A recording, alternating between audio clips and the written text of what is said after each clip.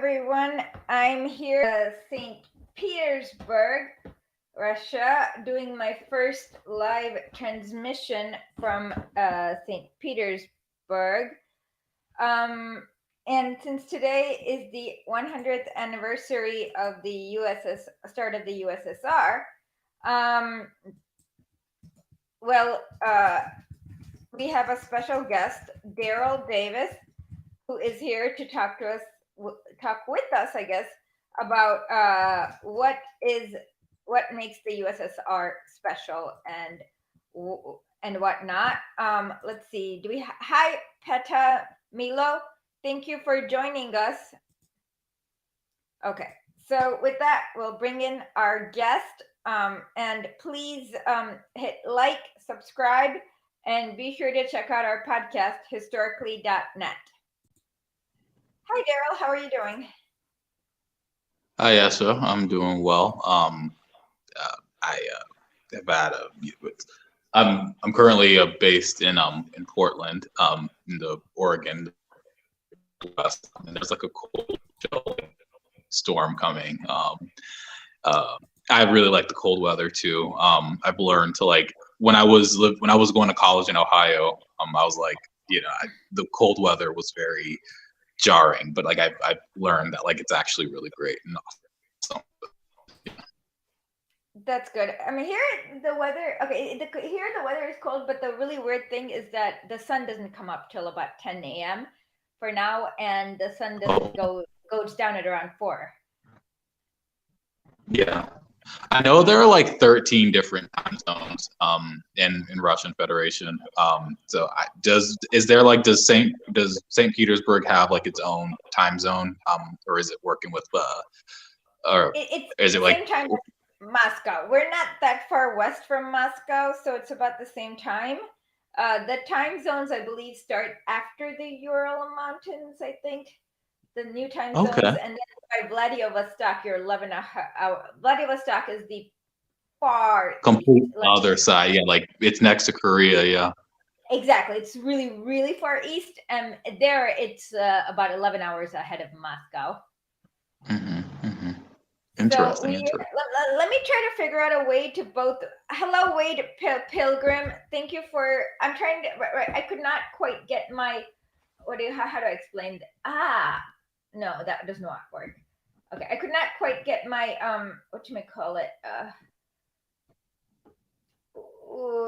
camera working. Maybe here like this. No. So I'm using my phone, but then when I use my phone as my camera, the thing is that it acts weird. So let me see. Okay, but now I feel weird, slouchy. I don't know what to do. Give me one more second. Let me figure this out. Yeah, no problem. No problem. What happened here? Hi, mother. Oh, I used the wrong Okay, I flipped. Okay. Now, let's see. Is this better? No, I still feel slouchy.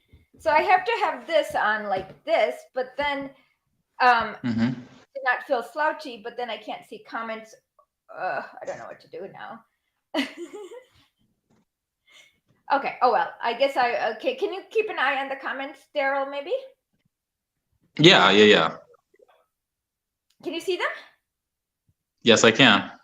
Okay, perfect. So when somebody says something, just can you keep an eye on them and then say it out loud, I guess, because that's the best thing. Because it seems like I have trouble. I can't see both the comments and have my camera in the right spot. Is that okay with you? Yeah, that's fine with me. We Need Critical Thinking said everywhere Pilgrim hello, and then where Pilgrim said just ones that are important. Okay. People chatting there is not really important. Like if somebody makes an insightful comment. Okay, so since you live in the U.S. and you live inside, I guess the anti-communist hellscape. What brought you into the path towards Leninism, if we may ask? Okay, yeah, the path towards Leninism. So just so everybody knows that I'm not just random person talking. I have a degree, a bachelor's degree environmental studies and political economy, and I'm like 97% the way done with being complete with a master's degree in public policy. I have 2 electives left, and I'm filling them with like a data science boot camp. But Ash has asked for a pause, so and yes, basic. I just want to get some tea because it's early. Okay, yeah. So yeah, what led me to the left, to being, you know, left wing, to Leninism, to Marxism, to being a communist.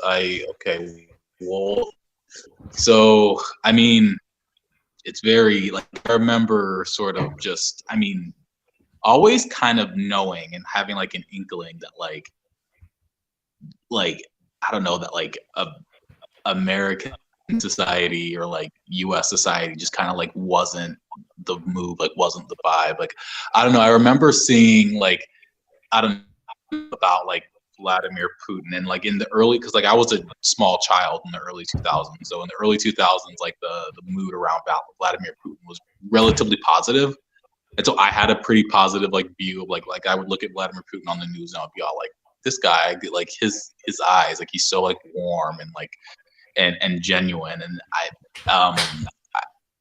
guess, let's see, I remember in 4th grade learning about like Fidel Castro, and my teacher at the time like being like, Fidel Castro like really isn't like a bad guy, and he's like an old man who kind of like, you know, was like a grandfather figure in Cuba. And then let's see, fast forward to middle school. Like I, you know, in that time in childhood, I'm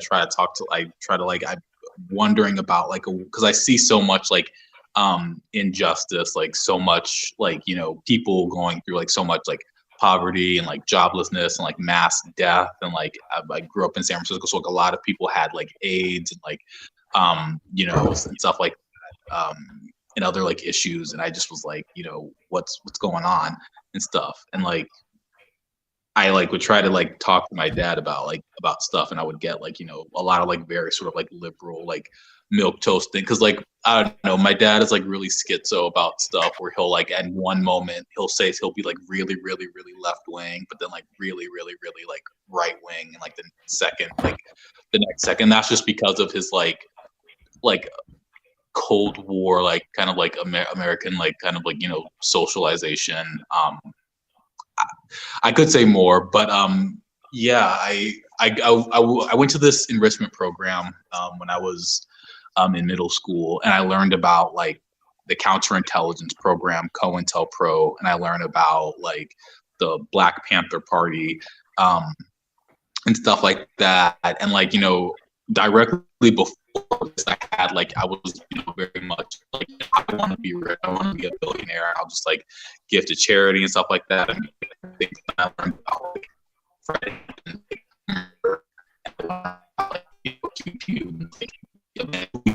Bobby Seale like were, and I learned about like the Chicano movement, and about how like these like movies like out of like kind of like there is a social like, you know, like people who are like, shot. Daryl, can you repeat what you said? Daryl, can you repeat what you said? Your connection's spotty. Oh, I'm sorry. Yeah, no. I learned in this enrichment program that like after middle school. Oh, in middle school, I did. I was a part of an enrichment program where we learned about the counterintelligence program, and we learned about like Fred Hampton's murder, and we learned about the Black Panther Party, and we learned about like basically like the social upheaval of the. We didn't learn about like the liberal civil rights movement. We learned about like the left wing Black liberation and Black power movements, and like the plan. You're still your connection still went out. Can you try again once more? Black Panthers is where we lost you again.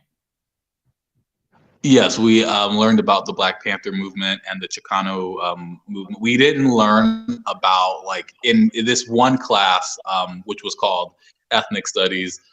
We learned about like basically like not the liberal civil rights movement, but like the left wing of that whole of the '60s kind of struggle for human rights, the Black Power movement, and like the what I now know is like the Black Power movement and like the Plan de Aslan, which is like the whole like reincorporation of like the Southwest into its like what it's originally supposed to be, or what it actually is. And from there, I kind of learn about like Ho Chi Minh and kind of like do my own studying about these people. And I like I'm still like that's kind of where it started. And then but then like there's like society and there's people saying that like, oh, like communism is bad and the Black Panthers are like the Black version of the KKK and like they're just drug dealers.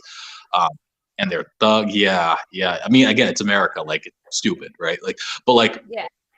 and so like, yeah, and with this, like, this stuff, I go into high school, quasi. I don't actually start identifying as like a socialist until I'm like about like into junior, like 16 or something like that. But like in PE class in ninth grade, I would like our PE like on our PE shirts, I would write like Che Guevara rocks and like freedom for like Africa and like death to colonialism, and everybody would look at me like I was like literally like certifiably insane. But like, yeah, I don't start identifying as a socialist until like 16, and I only do that because I'm too chicken shit to call myself a communist, because I think I call myself a socialist because I think, oh, like people won't think of like of me as like this like power hungry like deranged like psychopath, because Okay. then my dad still talks to me like I'm a deranged psychopath for being communist. So yeah. Well, that's the thing. If you're like basically, well, okay, so if you're like advocating for like literally illiterate peasants, they're the people who have the least power in this world, like poor, like Right. illiterate peasants, people who are slaves in Congo. How on earth can Right. you be power hungry? Because if you're power hungry, the path of least resistance is to be like sucking Western imperialist dick, right? Right. Like I am so ashamed at like not at like that fear that I had for like I for No, like no, about don't like be what, ashamed of your three fear. I was years. just like reiterating this for people who may still have that fear right now. Is that's just an insane thing that actual power hungry people lie about because they're Yeah. psycho.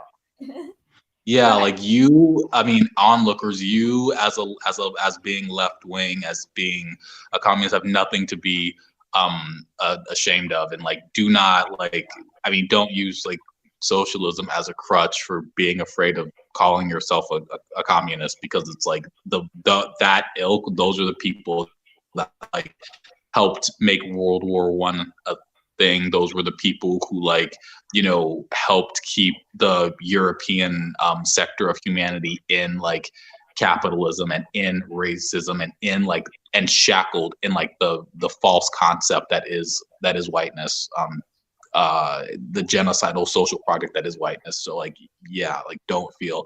And yeah, I mean, I do look back at that and like lament myself for like thinking that like Scandinavia was something to aspire to, and be like, because it isn't like, that's not No, freedom, that's parasitism, right? And so exactly. Like there are two things that people don't know about Scandinavia. First of all, they lie that Sweden was neutral during World War II. which it Don't was, and neither was Finland. Like Finland is supposed to be Finland was Russian, like and formerly aligned with the Nazis. They the invade. Nazis, They yeah. okay. So I'm in St. Petersburg, and it was called Hmm. Leningrad. And what Hitler did was there was a blockade. So there was a siege of Leningrad, which went on for 900 days, where there was no food, no water. Like they broke all the bridges. There was no food. Over 1 million people, including Putin's brother, starved to death, and it was Hmm. done by the Finnish and the German troops. So Finland was literally aligned with the Nazis. They shot people who when they tried to go across the river.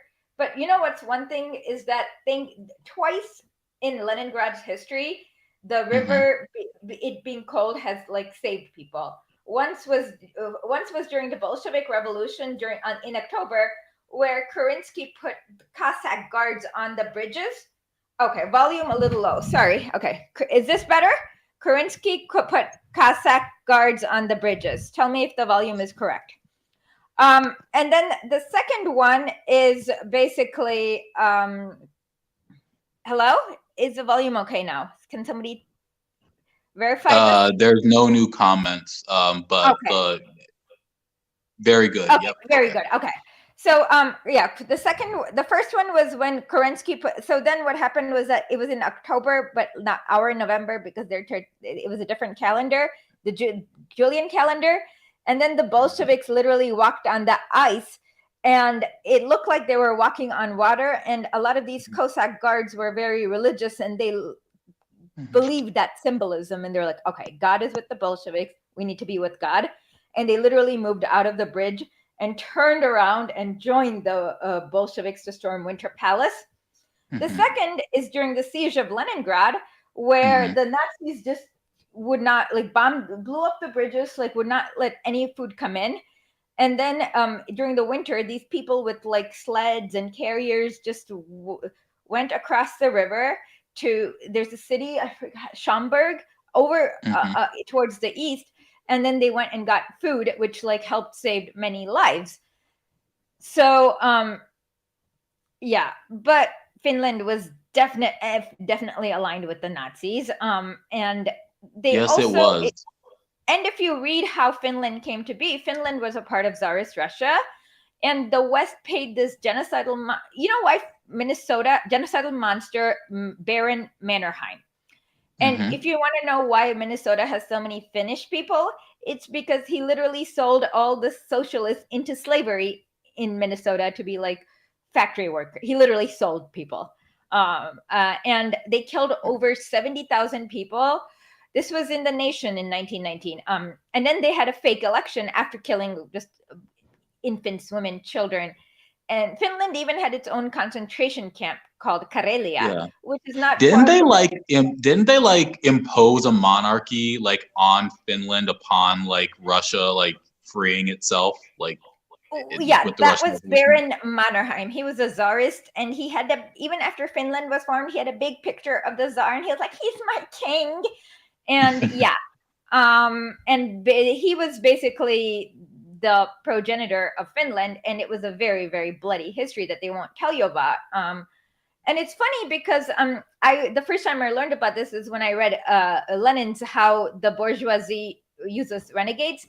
Check out our episode with Rania Kalyak. We read that. And when I read that, somebody was like, wait a minute, there was no way that you could have, they killed 70,000 or 80,000 people. But Lenin actually said like a lower number, about 50,000. And then today I went, like it happened about a year ago. So because she was a friend and she was Finnish, like she begged me and I double checked. So then when I went to the Finnish National Archives and downloaded the actual statistics, the real number was 100,000. So Lenin was actually being conservative when he said 50,000. And I was like, so it was actually much worse than what Lenin painted it to be, I guess. And as for Denmark, in Denmark, yes, there was a really good communist resistance movement. And they had a very, very strong, and they went and right before the British invaded, they had like a nice killing spree where they went and killed all the Nazi collaborators before the British could protect them. But Denmark, yes, had a very, very strong. Okay, so Denmark had two factions. One faction which just capitulated to Hitler in 12 days or whatever. But then they also had a very, very strong communist movement that really, really, they were called the partisans, which are like an irregular, they're not like the official army, but they're an irregular army, that kind of ad hoc army, right? How did you call it? Explain the partisans. The partisans? Yeah. Yeah, so I mean, well, across Europe during that whole time, everybody like, and in the West, they kind of obscure it by calling them partisans, but like revolutionary Christians, anarchists, and communists kind of banded together in like most of Europe to like fight the Nazis, and those comprise the partisans. I mean, in France, Italy, even Yugoslavia, like everywhere in Europe. Even in Belarus, all the occupied territories. Yeah. I mean, the Popular Front that existed, especially in Eastern Europe after Hold on. the war, like Explain what global Popular anti-fascist. Front is? So I'm sorry, what? can you quickly explain what Popular Front is for people who are not familiar? Oh yeah, so a Popular Front is basically just every every force in society that isn't a freaking asshole, that doesn't completely suck, like they band together to kind of chart a progressive future in their country. So like, or in their state or in their society, like, well, they form real countries. So in their countries, yeah. So Popular Fronts, I mean, it includes all left wing, like, sources, all left wing forces in society that come together against the assholes, against the fascists, against, all of that, and they formulate a progressive constitution, and they kind of just um, build and they construct. I mean, these societies.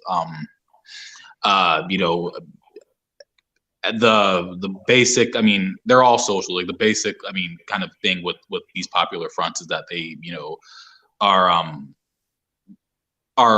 socialists, and like everybody wants like food, water, good education, all of these things for themselves. But the problems come, and the lethal schisms come when you ask the question, you want that for you, but do you want that for somebody who isn't you?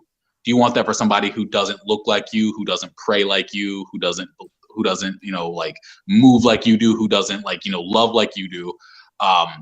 And a Popular Front is saying that you do want it. You may not call yourself a communist. You may not call yourself a Christian. You may even be like, a liberal who doesn't suck and like, wouldn't sell out like the earth, like for whatever, like, but like, you come together with like this progressive, and in most cases revolutionary sort of like objective. Popular Front, popular meaning people, so a people's front. So just like something that's like grounded in the people, that has an ideology and that is principled, but is more focused on like construction and like building to thrive past survival, but grounded in survival pending, if that makes any sense. Yeah, and I think the most important thing is, even if they didn't start off as socialists, because they were responsive to the will of the people, they became, and it evolved in such a way. Yeah, because that's usually, if you're always responsive to the will of the people, it automatically leads. I think Michael Parenti is the one who said this, how reality has a Marxist bias, and I think that's what it does. If you're responsible, if you become responsive to the will of the people, it'll automatically lead you that way. Yeah, because if you're grounded in the masses, then you have to uphold a mass line, which means you have to build for the masses. You have to build an economy for mass participation. You have to build an education system that enables and allows for like mass participation. Like, damn that democracy stuff, but like mass like participation and people power, which like comes about as it in some ways. My phone is dying. I'm sorry. When will you be? Can you charge and come back?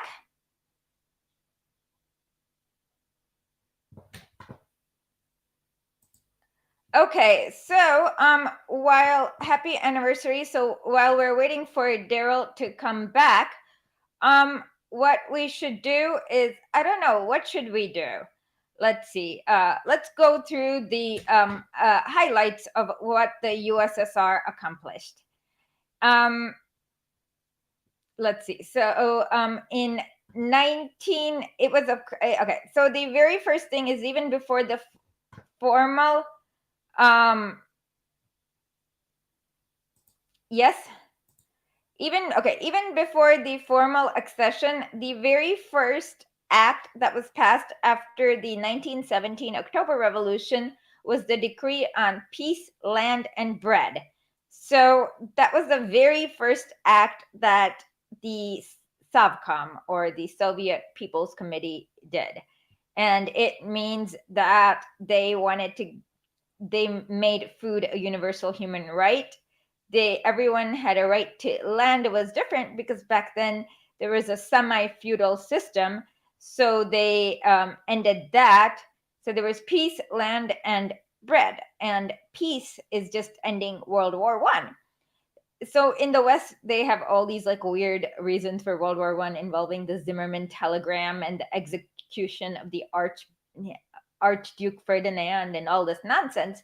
And Lenin explains why World War One started in about one sentence.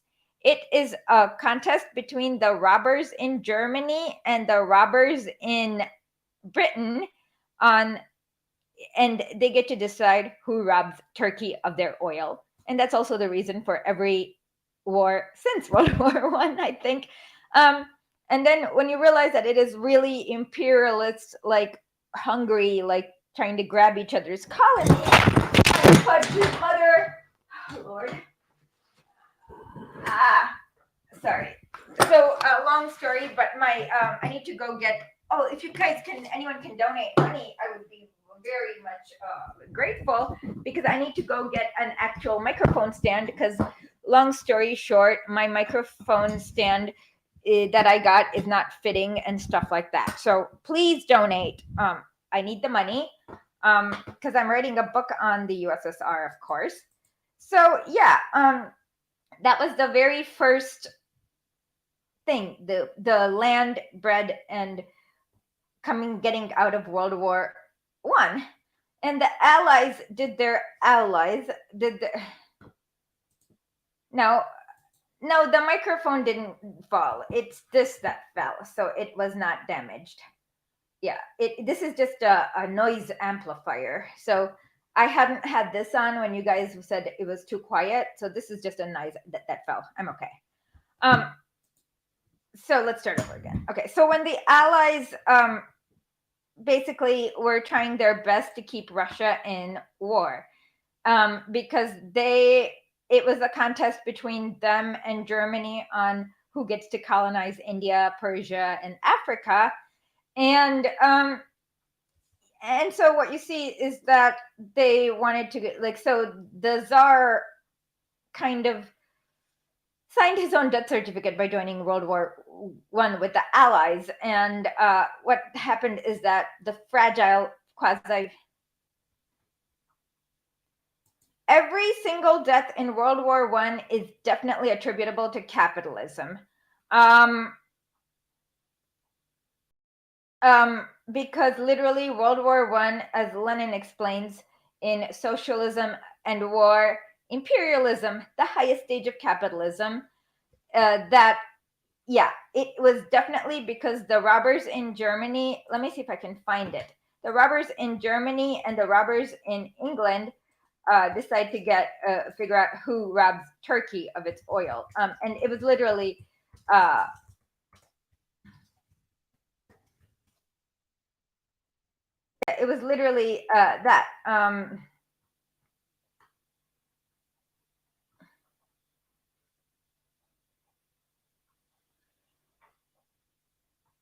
And this is what Lenin said. Let me see if I can figure out how, let me see if I can share it.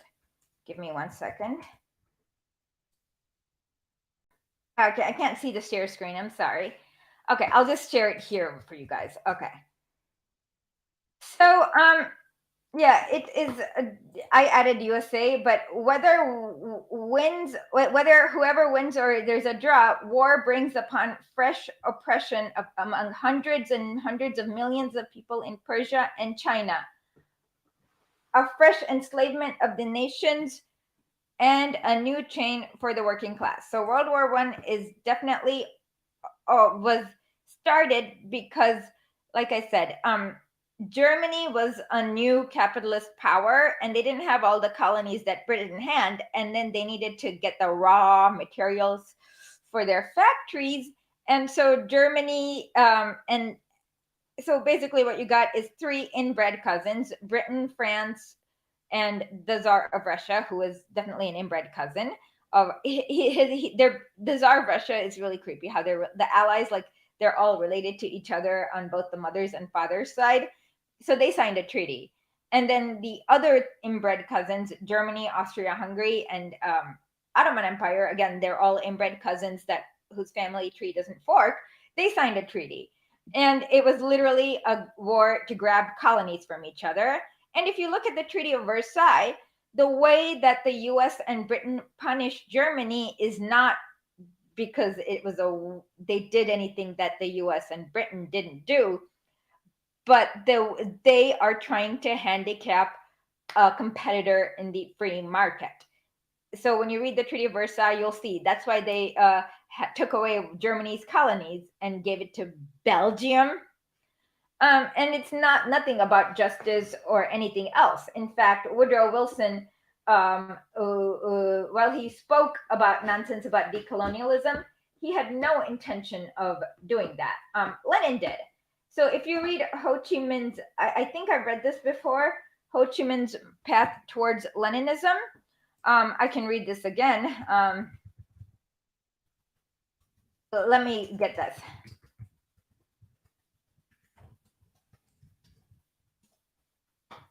The path which led me to Leninism. I am unable to share my screen without moving, hold on, without moving my fragile, because I cannot get the, let me see if I can. Okay, so.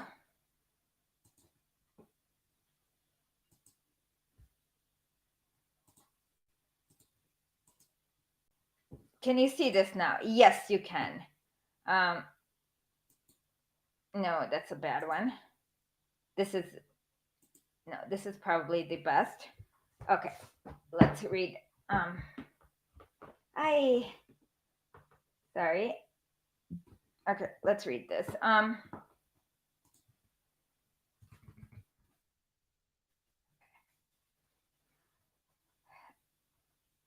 After the World War I made my living in Paris. I was a retoucher at a photographer's, now as a painter of Chinese antiquities made in France. I would distribute leaflets denouncing the crimes committed by French colonialists in Vietnam. At that time, I supported the October Revolution only instinctively, not yet grasping all of its historic importance. I loved and admired Lenin because he was a great patriot who liberated his compatriots. Until then, I had read none of his books. The reason for my joining the French Socialist Party was that these ladies and gentlemen, as I called my comrades at that moment, had shown their sympathy towards me and towards the struggle of the oppressed people. But I understood neither what was a party, a trade union, nor what was socialism nor communism. Heated discussions were then taking place in the branches of the Socialist Party about the question of whether the Socialist Party should remain the Second International. Should a second and a half international be founded, or should the Socialist Party join Lenin's Third International? I attended the meetings regularly, twice or thrice a week, and I attentively listened to the discussion. First, I could not understand thoroughly why the discussion was so heated. Either with a second and a half or a third international, the revolution could be waged. What was the use of arguing then? As for the First International, what had become of it?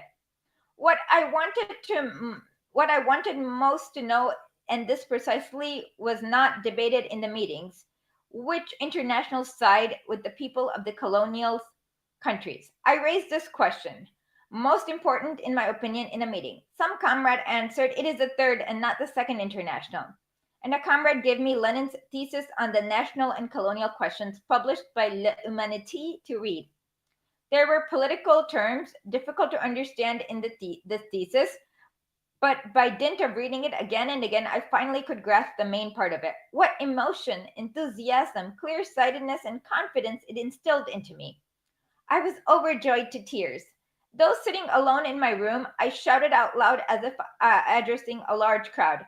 Dear martyrs, compatriots, this is what we need. This is our path towards liberation. After then, I had confidence in Lenin and in the Third International. Formerly, during the meetings of the party branch, I only listened to the discussion. I had vague belief that all were logical and could not differentiate as to who were right and who were wrong. From then on, I plunged into debates and discussed with fervor.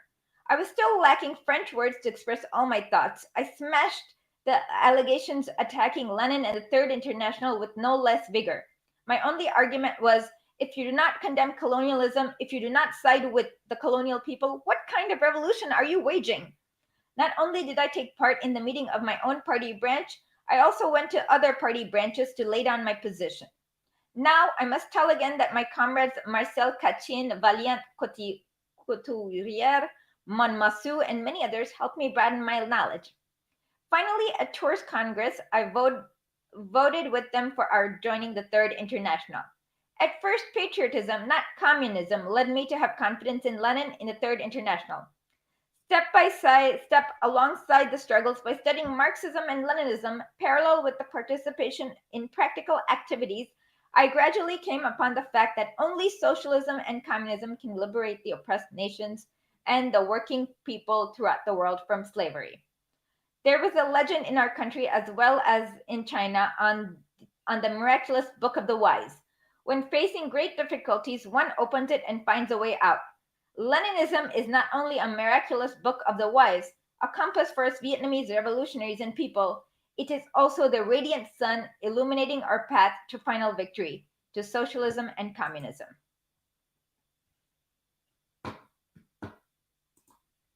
So, yeah, definitely it can be attributed to every death in World War I. It was really awful. They had broken faces. It was the first kind of high-tech war, but it was fought in like the low-tech ways. So they were like getting at close range with like unbelievable amount of machinery, and it was very, very bloody. But what it also explains is when you compare the difference in how the colonial powers fought World War I and how they didn't really fight World War II, like France capitulated in I had a chart out. Let me see if I can find it.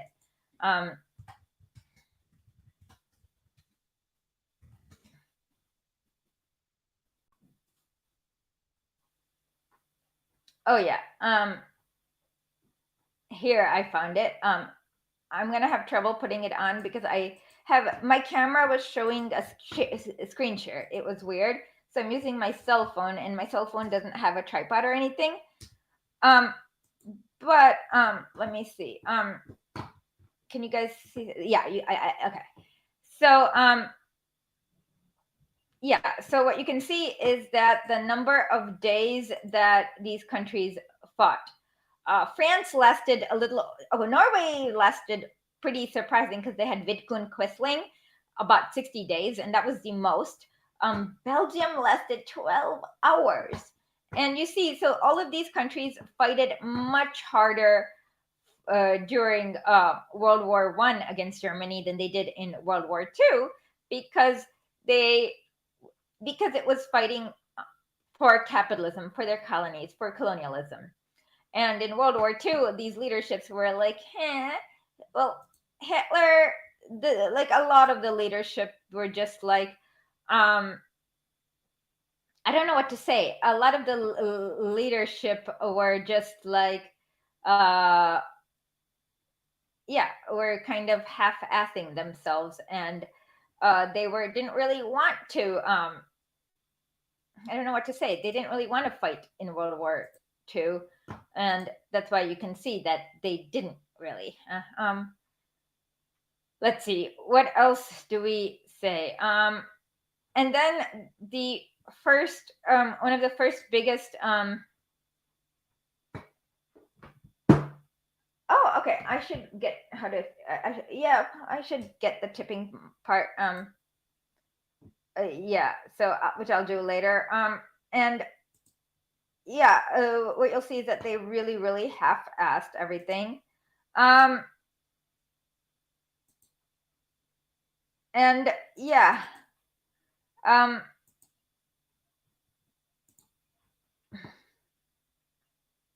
Yes, I am. Are you? Yes, I am. Can you see this? Yes, I am very familiar with the book. I like it, and it is. Yeah, yeah. It's a. Yeah, I like it, and I think it's also Dominic Lacerdo's another view of Stalin. I like that a little bit more because just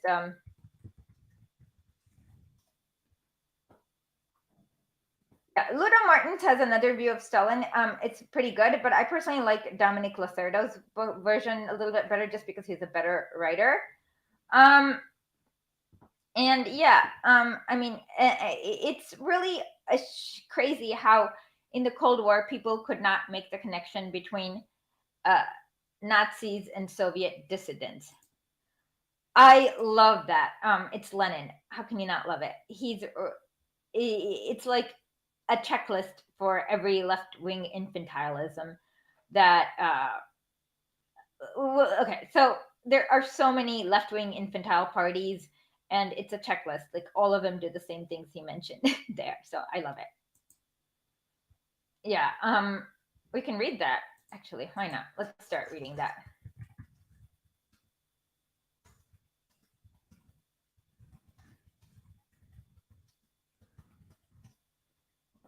I really wish I could have given. Okay, yeah, let's read that.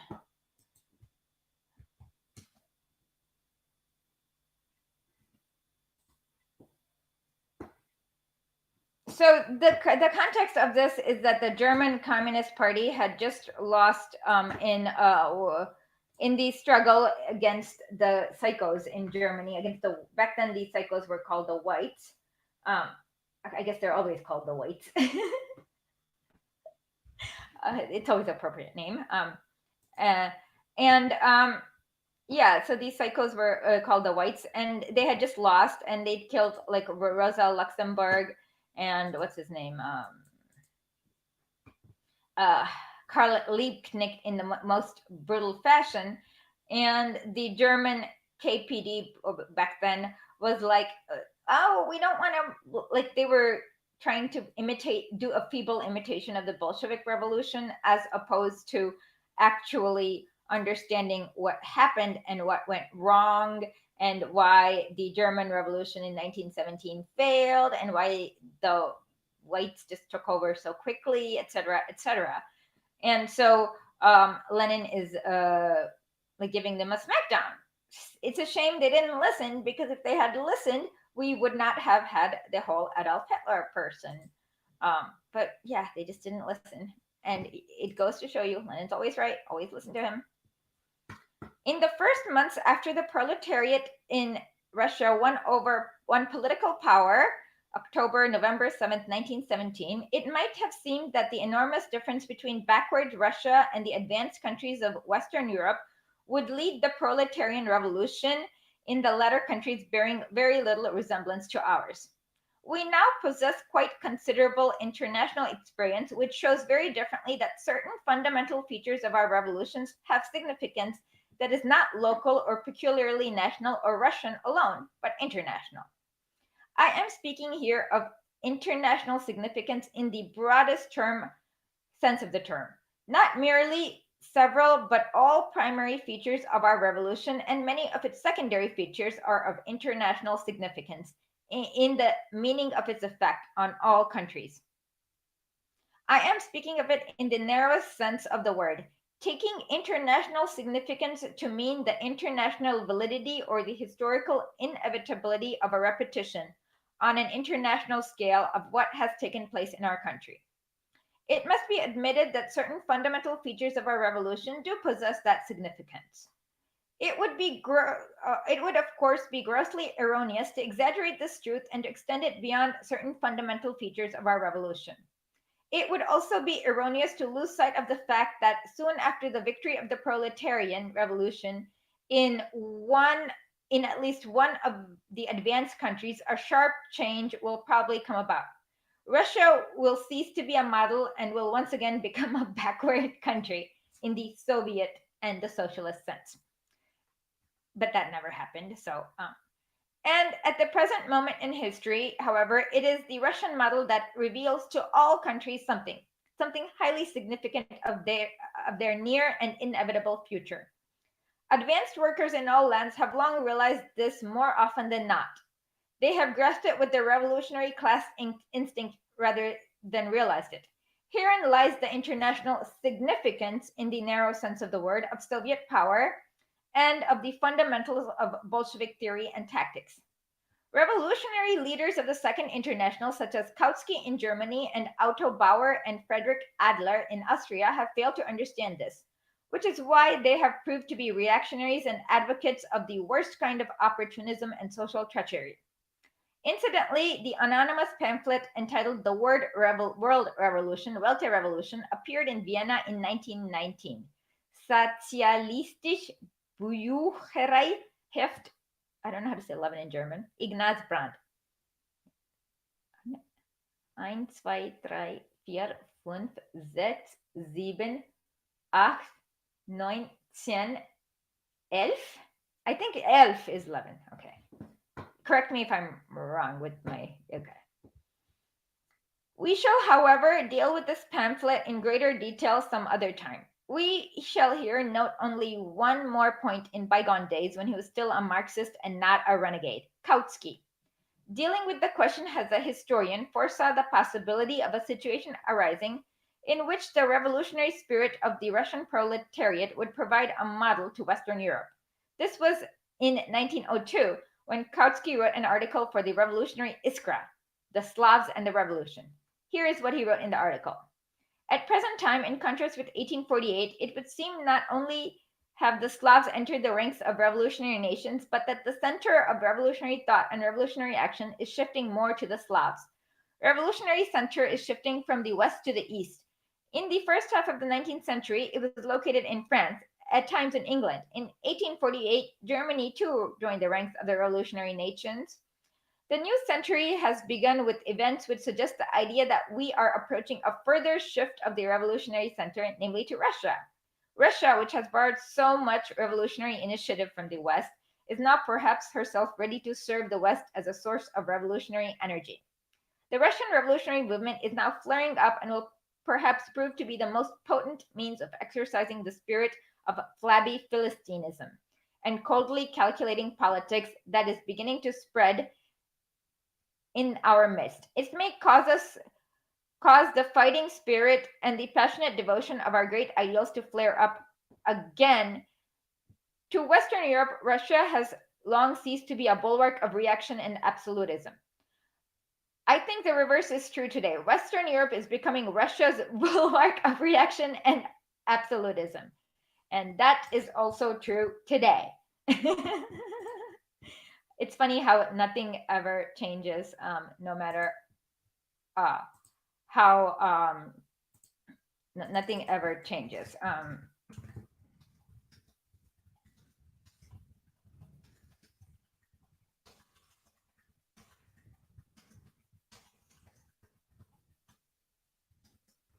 Yeah, so I'll put up this sign for people who are sorry, this one. I need to get rid of the other two signs. I don't know, from old back then. Okay, so let's continue.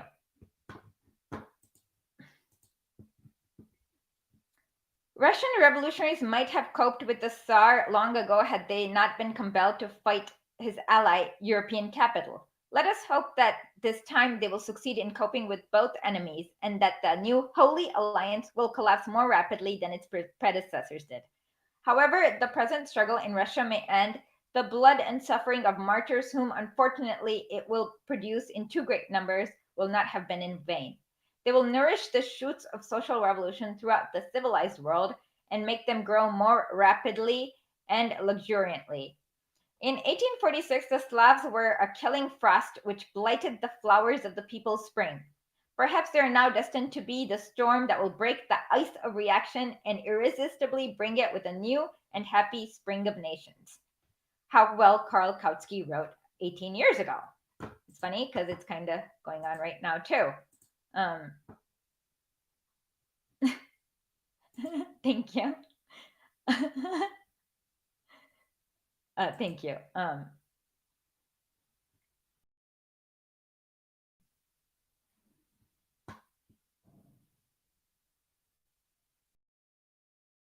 No, what you notice is that Makhno, towards the end of his life, realized that Lenin was right. He even denounced his gangsters who were acting crazy in Macnoville. And then he collaborated with Enrico Malatesta, and he helped like them. Like when Mussolini came, he looked at it. He's like, "Oh my God, shit! This is what we're up against." And he actually started something called platformism, which is very similar to what is to be done. So in the end, he kind of realized that Lenin was right, and he redeemed himself.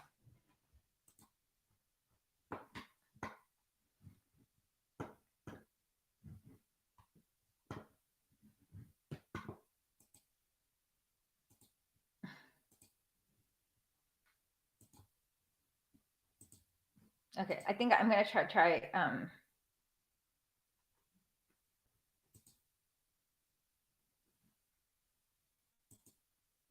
Okay, yep, I got it. Okay. Next, an essential. Is this big enough for you guys?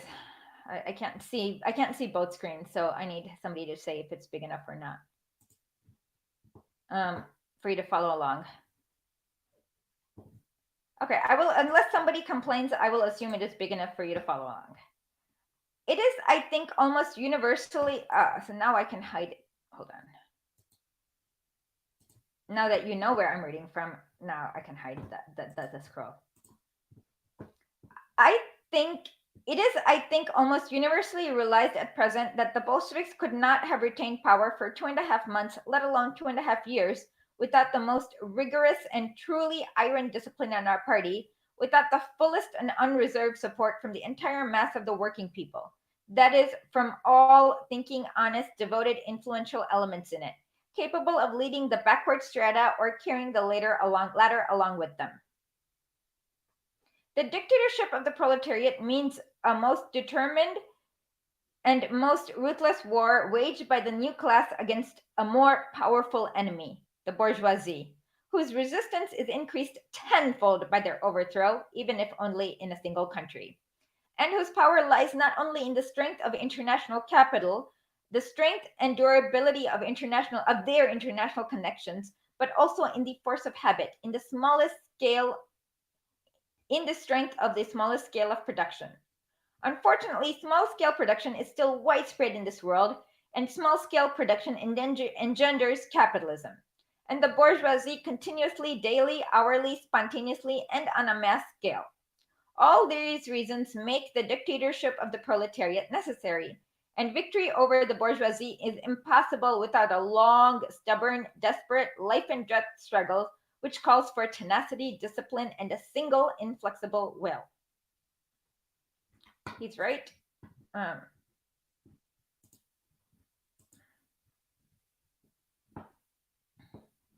He's right. And it's culminating 100 years later now with the whole U.S. Cold War against China and the Belt and Road Initiative, et cetera, et cetera. And they've gotten more desperate and bloodier now.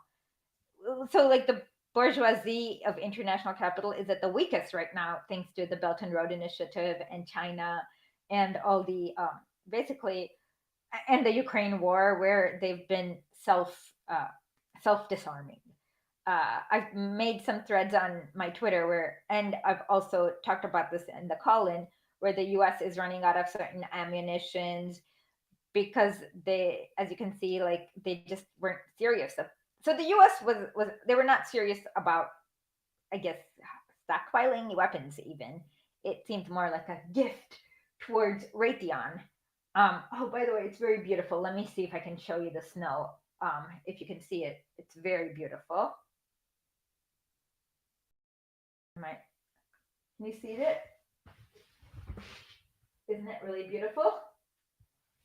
Did anyone see it or not really? Okay. And he's right. They're getting bloodier, and they will get bloodier and bloodier. So let us. Okay, so let us continue. I repeat, the experience. Okay, hold on. I need to get some tea refill.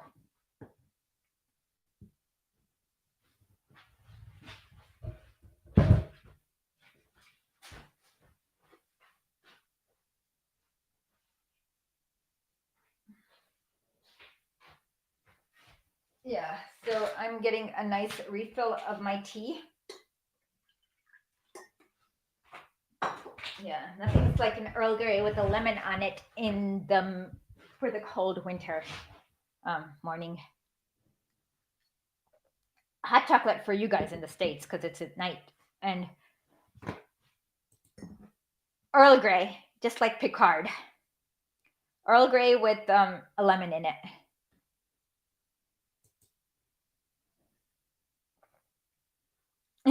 Yeah, everyone. I mean, everyone in the world needs tea, in my opinion. I'm Indian, so I always think that you always need to drink tea no matter what. It's always the right time to drink tea.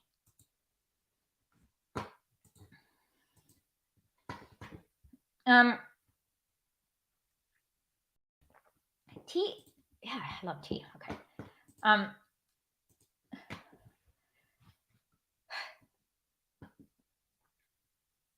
Okay. This is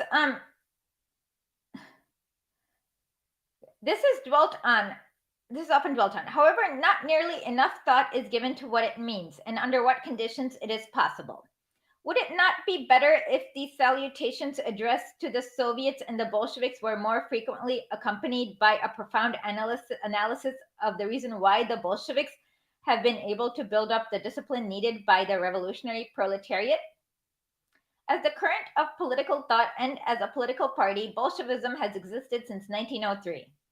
Only the history of Bolshevism during the entire period of its existence can satisfactorily explain why it has been able to build up and maintain under the most difficult conditions the iron discipline needed for the victory of the proletariat.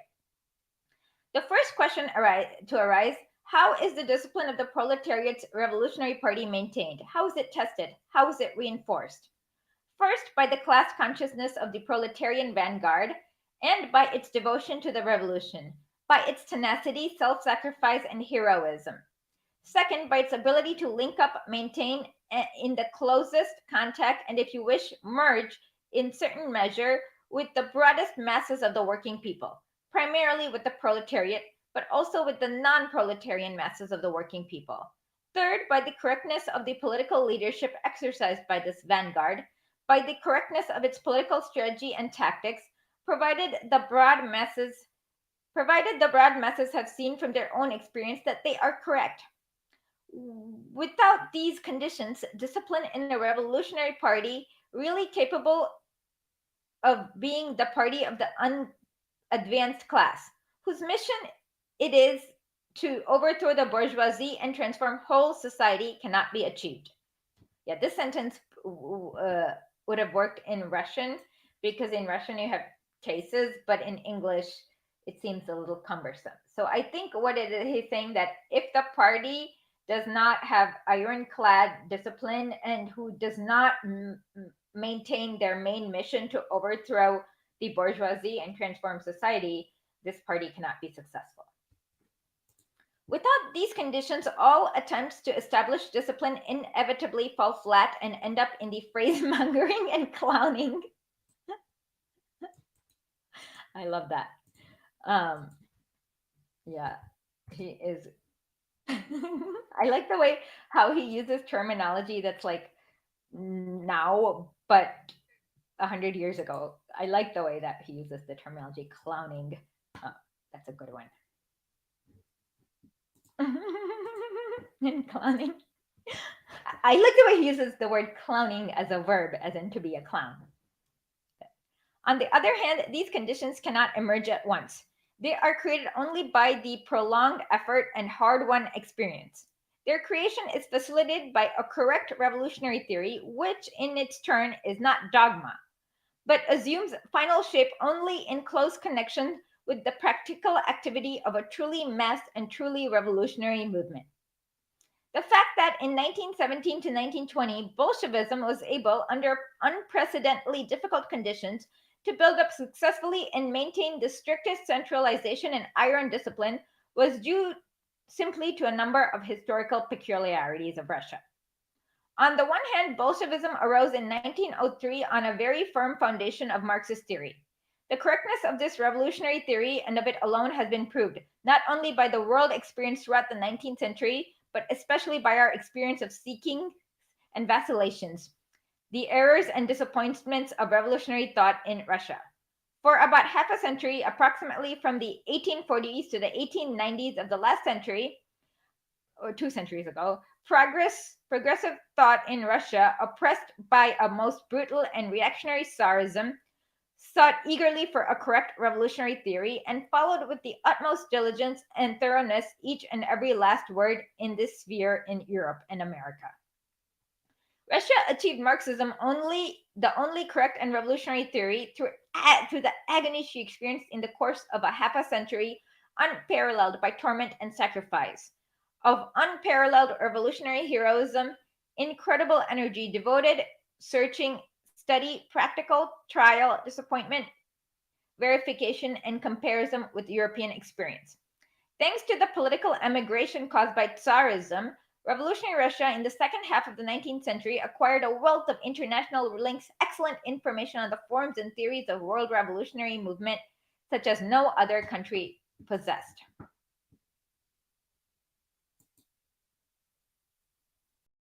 Sun tea in the summer, hot tea in the winter, coffee in the morning. Yeah, Lenin was the very first person to use mayonnaise as an insult. You should read In Memory of Count Hayden, and he calls him Salmon Mayo. And so Lenin is very revolutionary in his insults, and his insults won't let you get banned on Twitter too. So yeah, definitely copy all of Lenin's insults he uses, and you can use it without getting banned on Twitter. And they cut extremely deeply. Lenin's insults cut super deeply because The Economist is still like salty about the fact that Lenin said that they were a journal that speaks for British millionaires. So it cuts through centuries, and it won't get you banned on Twitter.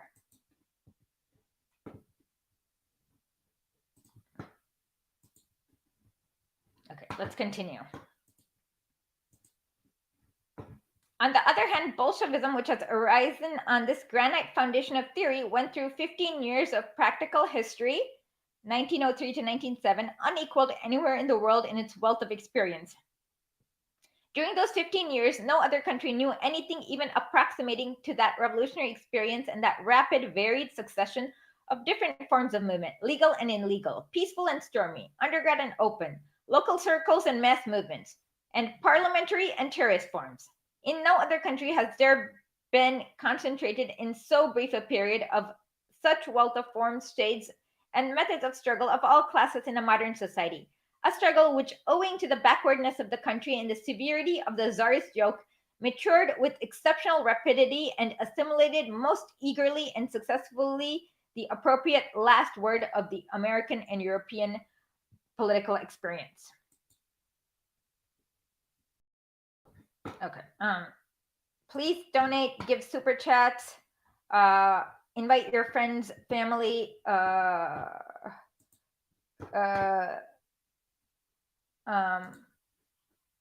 enemies. Yeah, let me see if I can share it again.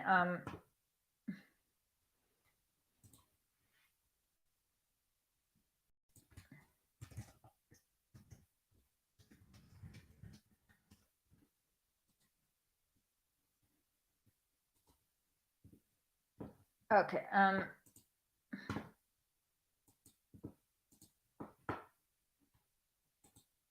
I had a. Unfortunately, damn it. Okay.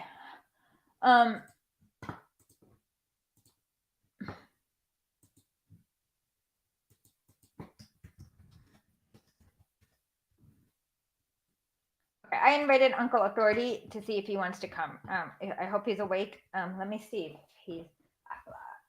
Okay, let me see if I can get him on Telegram. So I'll share the link. Just give me one more minute.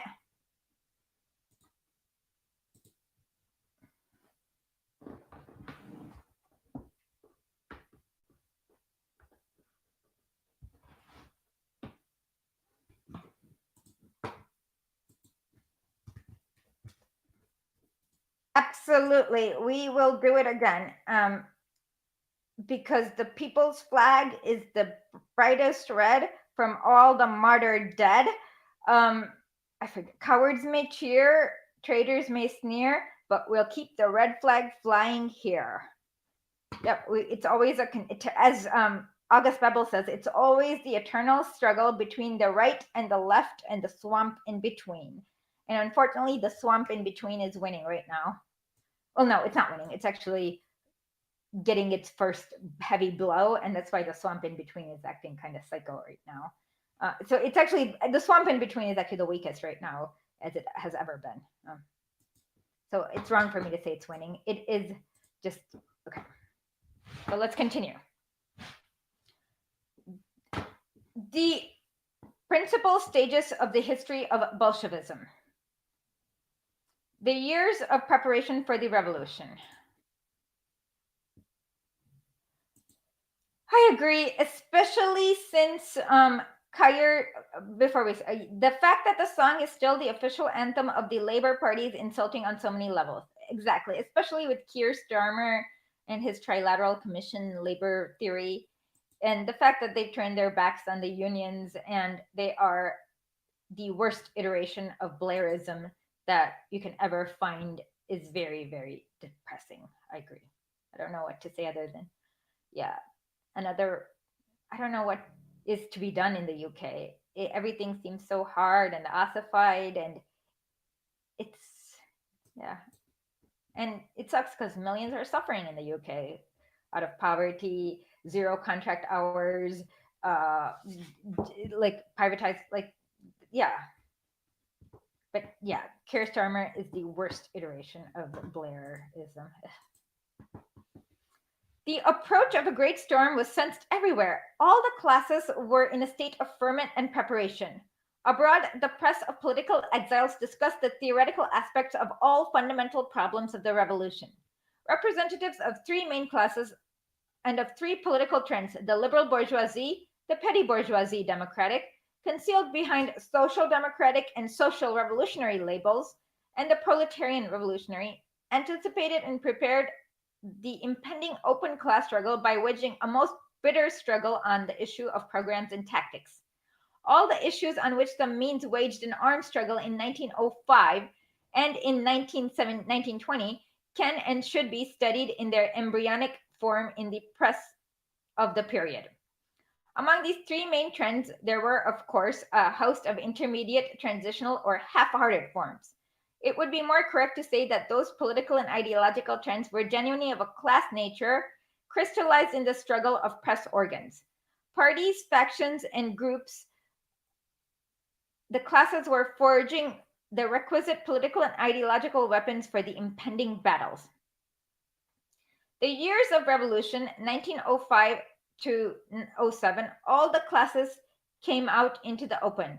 All the programmatical and tactical views were tested by the action of the masses. In its extent and acuteness, the struggle has no parallel anywhere in the world.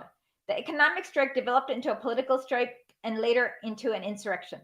The relation between the proletariat as the leader and the vacillating and unstable peasantry as the led were tested in practice. The Soviet form of organization came into being in the spontaneous development of the struggle. Controversies of that period over the significance of the Soviets anticipated the great struggle of 1917 to 1920. The alternation of parliamentary and non-parliamentary forms of struggle, the tactics of boycotting the parliament and that of participating in the parliament, of legal and illegal forms of struggle, and likewise their interrelations and connections. All this was marked by an extraordinary wealth of content. As for teaching the fundamentals of political science to the masses and leaders, to the classes and parties alike, each month of this period was equivalent to an entire year of peaceful and constitutional development. Without the dress rehearsal of the 1905, the victory of the October Revolution in 1917 would have been impossible.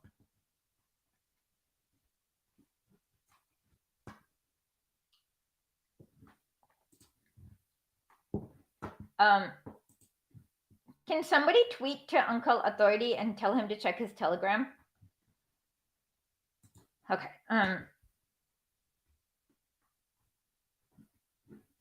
let's continue.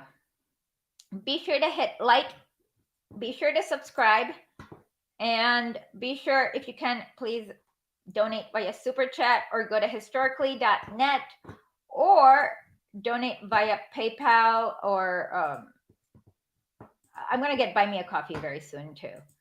Let's see. Yeah, please donate if you can. Here you go.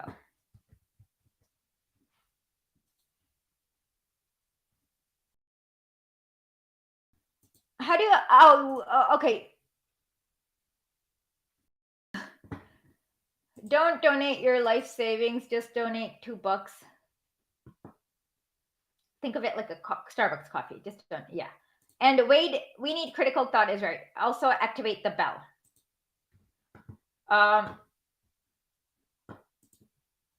Yeah, if everyone who followed me donated $2, I would not need to do another fundraiser. I can just write this book about the USSR and not do a single fundraiser after that. So just $2. Yeah, it's funny. On TikTok, I was looking at this and they were showing these micro apartments in New York City, which are like this closet with no kitchen, no bathroom, and they were $2,000 per month. Here in St. Petersburg, I have a pretty big apartment, and see, it has a kitchen here. This is the kitchen area. It has a bathroom and a big living room / sleeping area over there. And this costs only like $500 a month. So I was paying in New York City. Okay, how much? Google Starbucks is $5 a month. 1 cup of coffee. Go buy whatever you want on Starbucks and donate that equivalent to me. I don't $5. Donate whatever is cost. Figure out what the cost of a Starbucks coffee is and donate that. Okay.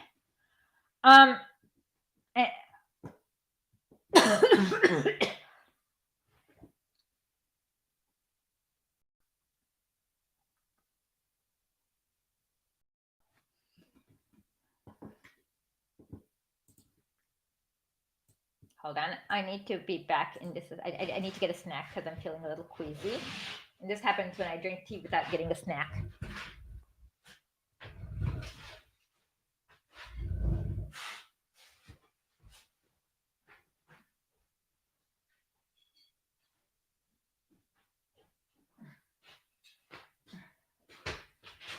So here is my snack. I got this, like, I don't know, it's a cake. I don't know, cake bread. It's like I got this at this Belarusian store. I forgot the name of it. But what it is that it's like actual cherries. It's not like jam, but it's actual cherries smushed into some kind of bready pastry. I forgot. Belarusian milk products are actually better than Russian milk products. Also, Belarusian is like all organic and stuff. So.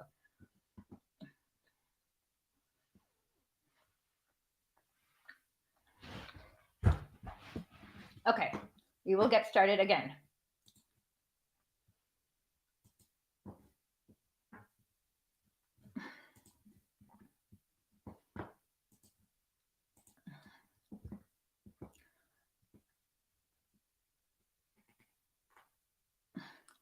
The years of reaction, 1907 to 1910.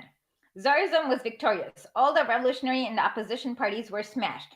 Depression, demoralization, splits, discord, defection, and pornography took the place of politics. Well, I wonder what he means by pornography. I'm going to have to figure this out later. I'll mark it. There was an ever greater drift towards philosophical idealism. Mysticism became the garb of counter-revolutionary sentiments. At the same time, however, this great revolutionary defeat taught the revolutionary parties and the revolutionary class a real and very useful lesson. A lesson in the history of dialectics. A lesson in an understanding of the political struggle and in the art and science of waging that struggle. It is at moments of need that one learns who one's friends are. Defeated armies learn their lesson. Victorious Tsarism compelled to speed up the destruction of the remnants of the pre-bourgeoisie patriarchal mode of life in Russia. The country's development along bourgeoisie lines proceeded apace. illusions that stood outside and above class distinctions, illusions concerning the possibility of avoiding capitalism were scattered to the winds. The class struggle was manifested itself in quite a new and more distinct ways. Yes, it was.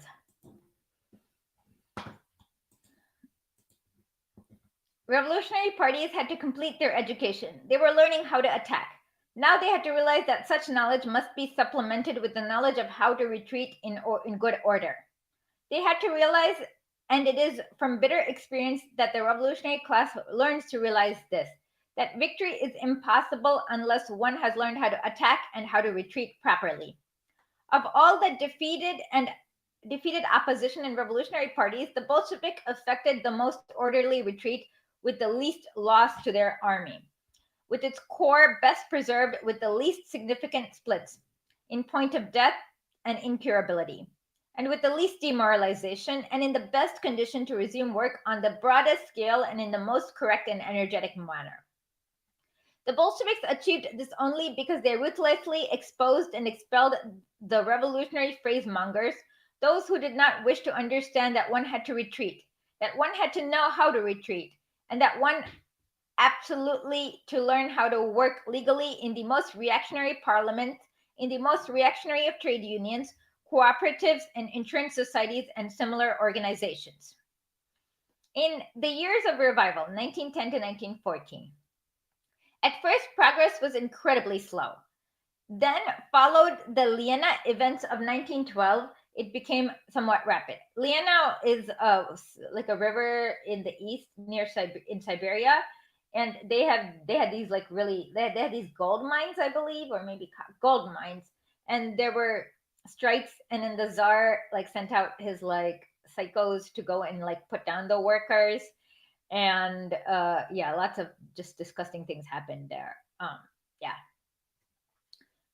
And some people theorize that the name Lenin comes from Lena River, and Lenin used to spend time as a kid with his grandfather near the Lena River. So some people think that. We don't know. Yeah.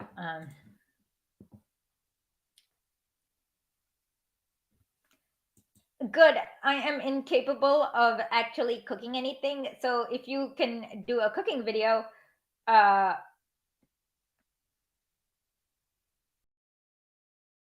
yeah, you should look it up.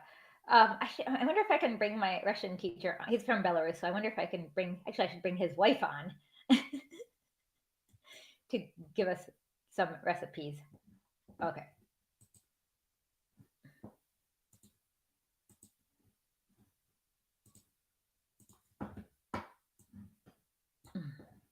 Yeah, I'm like the worst possible cook, so you'll never ever see me ever doing a cooking show ever.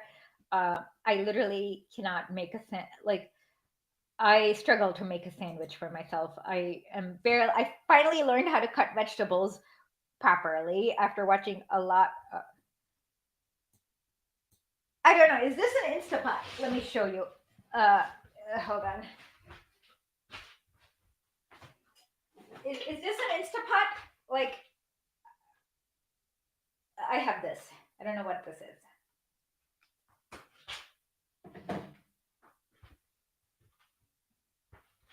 If that's an Instapot, I have an Instapot. Like I use it to boil rice or make noodles, usually.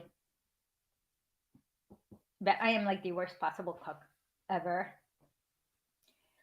I am incapable of actually making any dish. Okay, let me show you again.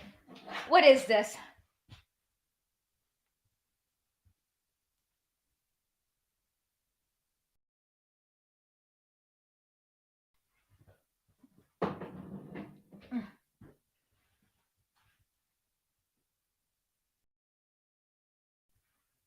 Okay.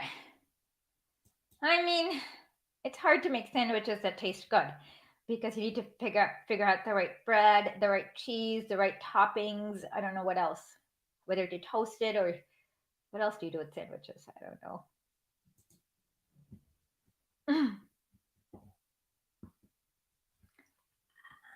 I know I'm trying my best. The problem is that my phone, I have a camera, but the camera is doing a screen share. So you're seeing the histogram and my audio levels and how much color I have along with my picture. And I didn't have time to figure out how to make it so that you only see my video as opposed to all the other nonsense.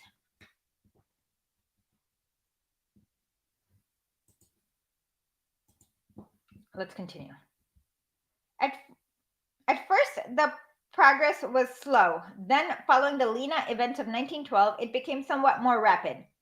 Overcoming unprecedented difficulties, the Bolsheviks thrust back the Mensheviks, whose role as bourgeoisie agents in the working class movement was clearly realized by the entire bourgeoisie after 1905, and whom the bourgeoisie therefore supported in a thousand ways against the Bolsheviks.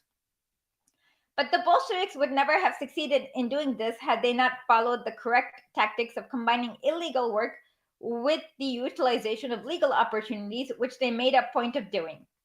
In the elections to the Arch-Reactionary Duma, the Bolsheviks won the full support of the Workers' Curia. So, use the new views. I don't know what. I don't have Streamlabs. I have StreamYard.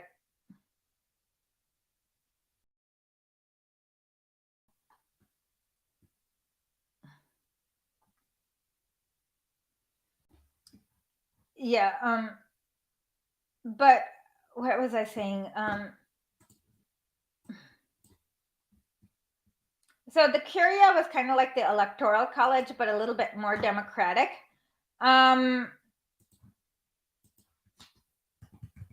So let me see if I can find the chart I made.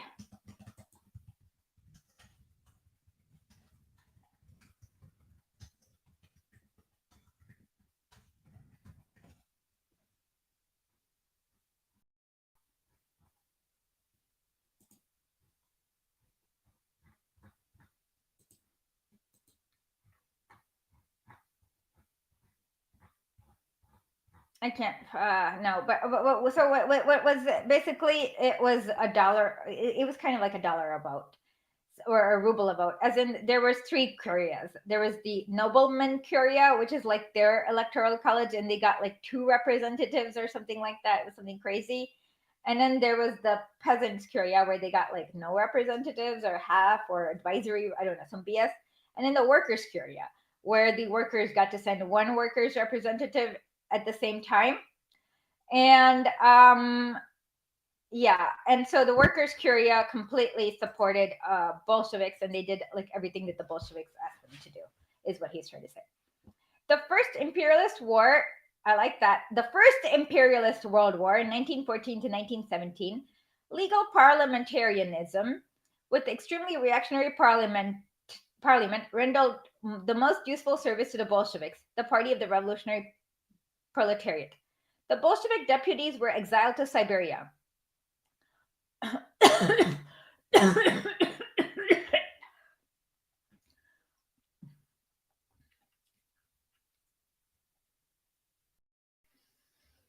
All shades of social imperialism and social chauvinism, social patriotism, inconsistent and consistent internationalism, pacifism, and revolutionary repudiation of pacifist illusions found full expression in the Russian emigre press. The learned fools and the old women of the Second International, who had arrogantly and contemptuously turned up their noses at the abundance of factions in the Russian socialist movement and at the bitter struggle they were waging amongst themselves, were unable, when the war deprived them of their vaunted legality in all the advanced countries, to organize anything even approximating such a free, illegal interchange of views and such free, illegal evolution of correct views as the Russian revolutionaries did in Switzerland and in a number of other countries. That was why both the avowed social patriots and the Kautskyites of all countries proved to be the worst traitors to the proletariats.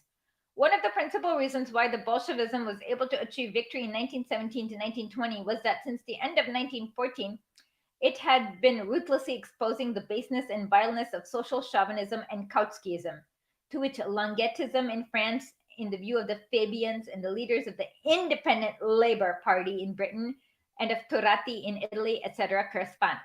The masses later becoming more and more convinced of their own experience and the correctness of the Bolshevik views. The Second Revolution in Russia, February to October 1917, Tsarism's senility and obsoleteness had, with the aid of the blows and hardships of the most agonizing war, created an incredibly destructive force directed against it. Within a few days, Russia was transformed into a democratic bourgeoisie republic, freer in war conditions than any other country in the world. The leaders of the opposition and revolutionary parties began setting up a government just as is done in the most strictly parliamentary republics. The fact that a man had been a leader of an opposition party in parliament, even in a most real reactionary parliament, facilitated his subsequent role in the revolution.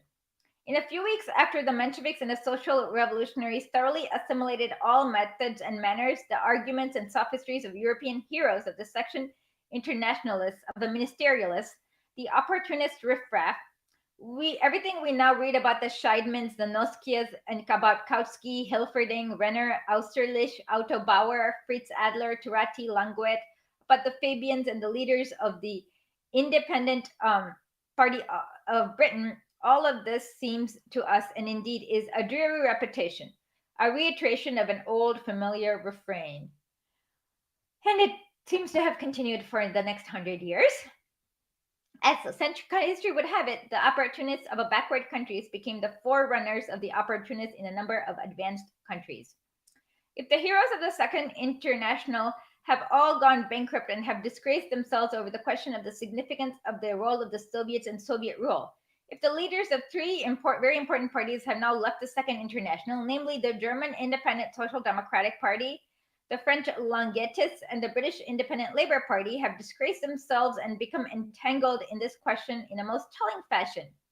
If they all shown themselves slaves to the prejudice of the petty bourgeoisie, democracy, fully in spirit of the petty bourgeoisie of 1848 who called themselves social democrats, then we can only say that we have already witnessed all this in the instance of the Mensheviks. As history would have it, the Soviets came into being in 1905. The February to October 1917, they were turned to a false use by the Mensheviks, who went bankrupt because of their inability to understand the role of the significance of the Soviets. Today, the idea of Soviet power has emerged throughout the world and is spreading among the proletariat of all countries with extraordinary speed. Like our Mensheviks, the old heroes of the Second International are everywhere going bankrupt because they are incapable of understanding the role and significance of the Soviets. Experience has proved that on certain very important questions of the proletariat revolution, all countries will inevitably have to do what Russia has done. Press Shift and 5 at the same time. Oh, it shifts. Okay, it shifted to the center. Thank you.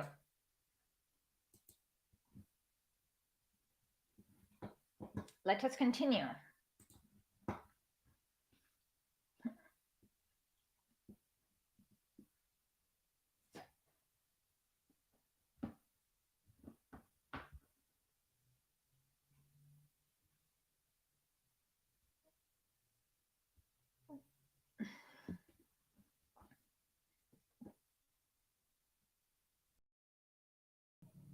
I'm trying to figure out where to so okay, so I need to go the opposite direction to the shift a little bit more leftward. Okay, now I think I'm more centered.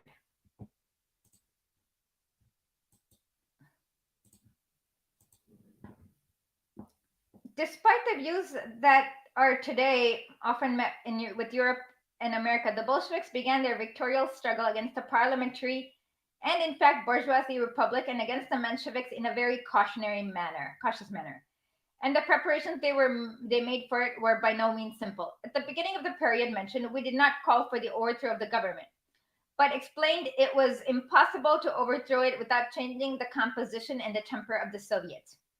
We did not proclaim the boycott of the bourgeoisie parliament, the Constitution Assembly, but said the following: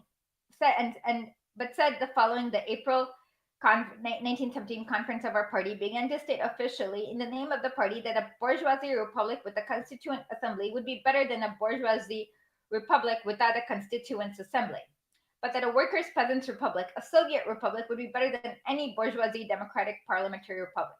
Without such thorough spec and long preparations, we could not have achieved a victory in October 1917 or consolidated that victory.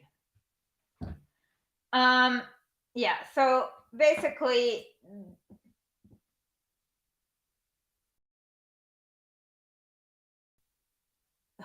we need to, I don't know, how do I ban people from Twitch? Teapot. What teapot? Wallpaper. I don't see a teapot. I don't understand. This is oh, I see. This is definitely a teapot.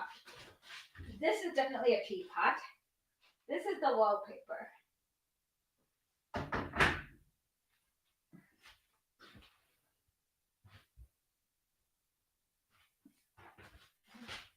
A teapot.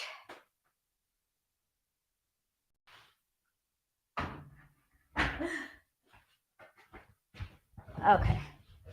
Oh, that's good that it goes together. Okay.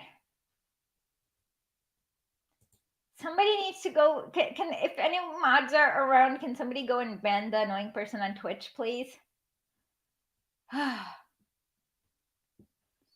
Okay. And I bet you no mods are around, so we can't ban the annoying person on Twitch. Oh, annoying. Okay. Well, we'll have to continue. I'll have to figure out how to like not get annoyed by people on Twitch making stupid comments.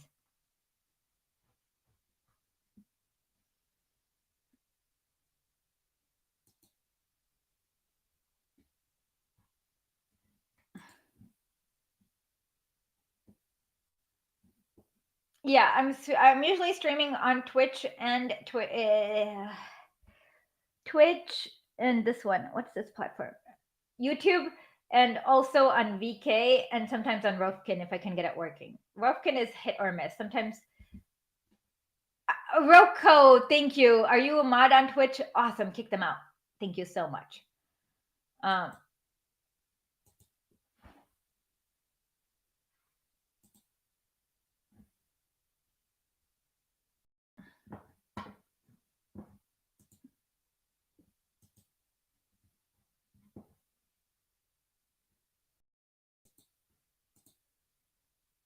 Now I'm only seeing comments on okay.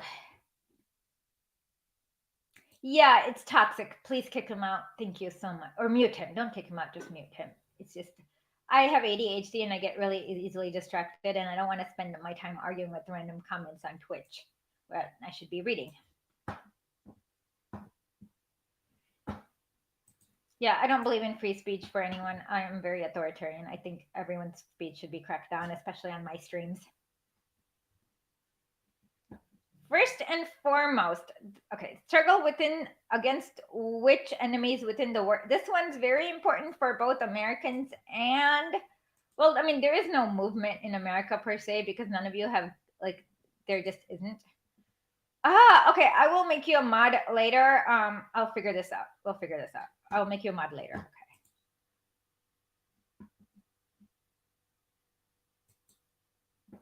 Okay, so I'll figure out how to ignore him for now. First and foremost, the struggle against opportunism, which in 1914 definitely developed into social chauvinism, is definitely sided with the bourgeoisie against the proletariat. Naturally, this was Bolshevism's principal enemies within the working class movement. It remains a principal enemy on an international scale. The Bolsheviks have been devoting the greatest attention to this enemy. This aspect of Bolshevik activities is fairly well known abroad too. It was, however, different with Bolshevism's other enemy within the working class movement. Little is known in other countries of the fact that Bolshevism took shape, developed, and became steeled in the long years of struggle against petty bourgeoisie revolutionism, which smacks of anarchism or borrows something from the latter and in all essence matters, does not measure up to the conditions and requirements of a consistently proletarian class struggle. Marxist theory has established, and the experience of all European revolutions and the revolution movement has fully confirmed that a petty proprietor, the small master, a social type existing on a very extensive, even mass scale in many European countries, who under capitalism always suffers oppression and very frequently the most acute and rapid deterioration of his conditions, life, and even ruin, easily goes to revolutionary extremes, but is incapable of perseverance, organization, discipline, and steadfastness. A petty bourgeoisie is driven to frenzy by the horrors of capitalism is a social phenomenon which, like anarchism, is characteristic of all capitalist countries. The instability of such revolutionarism, its barrenness, its tendency to turn rapidly into submission, apathy, phantasms, and even a frenzied infatuation with one bourgeoisie fad or another, all this is common knowledge. However, a theoretical or abstract recognition of these truths does not at all rid revolutionary parties of old errors, which always crop up at unexpected occasions in somewhat new forms in a hitherto unfamiliar grab or surroundings in a unusual, more or less unusual situation. Anarchism was not infrequently the kind of penalty for opportunist sins of the working class movement. I like this. The two monstrosities complemented each other. As if in Russia, despite the more petty bourgeoisie composition of her population as compared with other European countries, anarchism's influence was negligible during the two revolutions, 1905 and 1917, and the preparations for them. This should no doubt stand partly to credit Bolshevism, which has always waged a most ruthless and uncompromising struggle against opportunism. I say partly since the greater importance in weakening the anarchism's influence in Russia was the circumstance that in the past, in the 1870s and 1890s, it was able to develop inordinately and reveal its absolute erroneousness, its unfitness to serve in a revolutionary class as a guiding theory. When it came into being in 1903, Bolshevism took over the tradition of a ruthless struggle against petty bourgeoisie, semi-anarchist or dilettante anarchist revolutionism, a tradition which has always existed in revolutionary social democracy and has become particularly strong in our countries during the years 1903 to 1900 to 1903. When the foundations for a mass party of the revolutionary proletariat were being laid in Russia, Bolshevism took over and carried on the struggle against a party which, more than any other, expressed the tendencies of petty bourgeoisie revolutionarism, namely the Socialist Revolutionary Party, and waged that struggle on three main issues. First, that the party which rejected Marxism and stubbornly refused, or it might be more correct to say, unable to understand the need for the strictly objective appraisal of the class forces and their alignment before taking any political action. Second, this party considered itself particularly revolutionary or left because of its recognition of individual terrorism, assassination, something that we Marxists emphatically rejected. It was, of course, on the grounds of expediency that we rejected individual terrorism, whereas people who were capable of condemning on principle the terror of the Great French Revolution, or in general the terror employed by a victorious revolutionary party, which is besieged by the bourgeoisie of the whole world, were ridiculed and laughed to scorn by Plekhanov in 1900 to 1903, when he was a Marxist and a revolutionary. The third, the socialist revolutionaries, thought it very left to sneer at the comparatively insignificant opportunist sins of the German Social Democratic Party, while they themselves imitated the extreme opportunism of that party, for example, on the agrarian question or on the question of the dictatorship of the proletariat. History, incidentally, has now confirmed on a vast and worldwide scale that the opinion we have advocated, namely the German revolutionary social democracy. Note that as far back as 1900 to 1903, Plekhanov demanded that Bernstein's expulsion from the party, and in 1903, the Bolsheviks, always continuing this tradition, exposed Legion's baseness, vileness, treachery, came closest to being the party of the revolutionary proletariat in order to achieve victory. Today, in 1920, after all the ignominious failures and the crises of the war period and the early post-war years, it can be plainly seen that of all Western parties, the German Revolutionary Social Democrats produced the finest leaders and recovered and gained new strength more rapidly than others did. It may be seen in instances both of the Spartacists, that's Rosa Luxemburg and Karl Liebknecht's groups, and the left proletarian wing of the Independent Social Democratic Party of Germany, which is waging an incessant struggle against the opportunism and spinelessness of the Kautskys, Hilferdings, Ledebors, and Crispians. We now cast a glance to take in a complete historical period, namely from the Paris Commune to the First Socialist Republic. We shall find out that Marxism's attitude to anarchism in general stands out most definitely and unmistakably. In the final analysis, Marxism proved to be correct. Although the anarchists rightly pointed to the opportunistic views on the state prevalent among the most socialist party, it must be said first that this opportunism was connected with the distortion and even deliberate suppression of Marx's views on the state. In my book State and Revolution, I pointed out that for 36 years, from 1875 to 1911, Bebel withheld a letter by Engels which clearly and vividly, bluntly, and definitely exposed the opportunism of these current social democratic views on the state. Second, that the rectification of these opportunistic views and the recognition of the Soviet power and its superiority to bourgeoisie parliamentary democracy proceeded the most rapidly and extensively among the trends of the socialist parties of Europe and America that were most Marxist. The struggle that Bolshevism waged against the left deviations within its own party assumed particularly large proportions on two occasions. In 1908, on the question of whether or not to participate in the most reactionary parliament in the Legal Workers' Society, which were being restricted by the most reactionary laws, and again in 1918, the Treaty of Brest-Litovsk, Brest-Litovsk. The question of whether one compromised or another was impermissible. In 1908, the left Bolsheviks were expelled from our party for stubbornly refusing to understand the necessity of participating in the most reactionary parliament.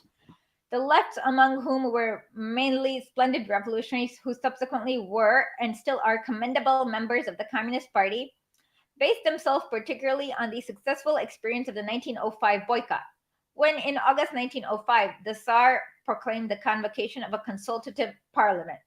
The Bolshevik called for this boycott in the teeth of all opposition parties and the Mensheviks, and the parliament was in fact swept away by the Revolution of October 1905.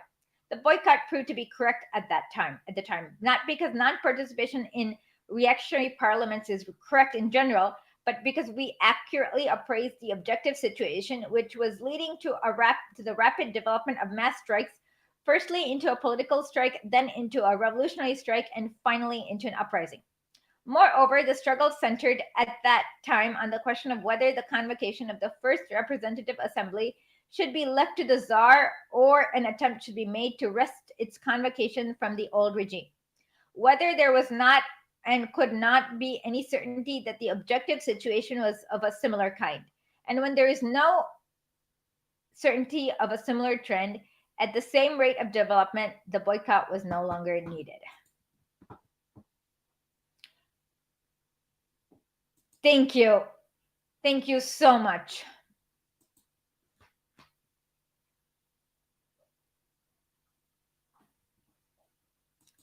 Thank you. I would love the help.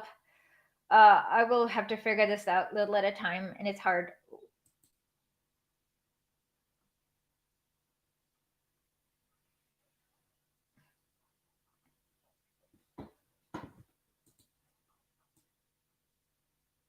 Yeah. So new viewers, hit like, subscribe, throw a shoe at the bell, and super chat to support the destruction of vile capitalist slime. Thank you. I need to now have somebody read this and make this into an official advertisement for my things. I like it.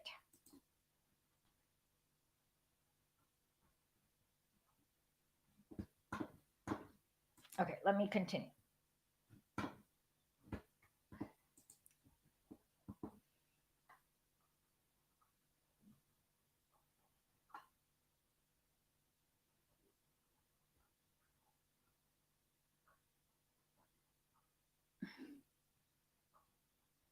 I love.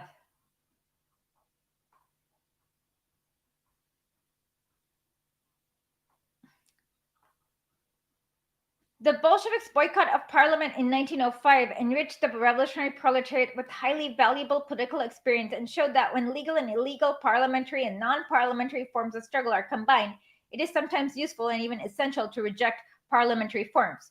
It would be, however, highly erroneous to apply this experience blindly, imitatively, and uncritically to other conditions in other situations. The Bolsheviks' boycott of the Duma in 1906 was a mistake, although minor and easily remediable one. The boycott of 1907 and 1908 and subsequent years was a more serious error and difficult to remedy because, on the one hand, a very rapid rise of the revolutionary tide and its conversion into an uprising was not to be expected, and on the other hand, the entire historical situation attendant upon the renovation of the bourgeoisie monarchy was called for legal and illegal activities being combined. Today, when we look back at this fully completed historical period, whose connection with subsequent periods has now become quite clear, it is most obvious that in 1908 to 1914, the Bolsheviks could not have preserved, let alone strengthened and developed the core of the Revolutionary Party of the proletariat, had they not upheld in a most strenuous struggle the viewpoint that it was obligatory to combine legal and illegal forms of the struggle, and that it was obligatory to even participate in the most reactionary parliament and in a number of other institutions hemmed in by reactionary laws, sick benefit societies, for example. In 1918, things did not reach a split. At that time, the left communists formed only a separate group or faction within our party, and that was not for long. At the same year, in 1918, the most prominent representatives of left communism, for example, Comrade Radek and Bukharin, openly acknowledged that their error. It seemed to them that the Treaty of Brest-Litovsk was a compromise with the imperialists, which was inexcusable on principle and harmful to the party of the revolutionary proletariat. It was indeed a compromise with the imperialists, but it was a compromise which, under the circumstances, had to be made. Today, when I hear our tactics in signing the Brest-Litovsk Treaty being attacked by the social revolutionaries, for instance, when I hear Comrade Lansbury say in a conversation with me, our British trade union leaders say if it was permissible for the Bolsheviks to compromise, it is permissible for them to compromise too. This is a very funny example. And some idiot mentioned the Brest-Litovsk Treaty on TikTok, and I read this. But unfortunately, I think that account was banned, or maybe it's still, I don't know. I have a hard time keeping my TikTok accounts because I keep getting banned all the time. So, yeah. I don't know what to say. But this is a really funny example. Let's give this. Okay. Imagine that your car is held up by armed bandits. You hand them over your money, passport, revolver, and car. In return, you are rid of the pleasant company of the bandits. That is unquestionably a compromise. I give you money, firearms, and a car so that you give me the opportunity to get away from you with the whole skin. It would, however, be difficult to find a sane man who would declare such a compromise to be inadmissible on principle, or who would call the compromiser an accomplice of the bandits, even though the bandits might use the car and firearms for further robberies.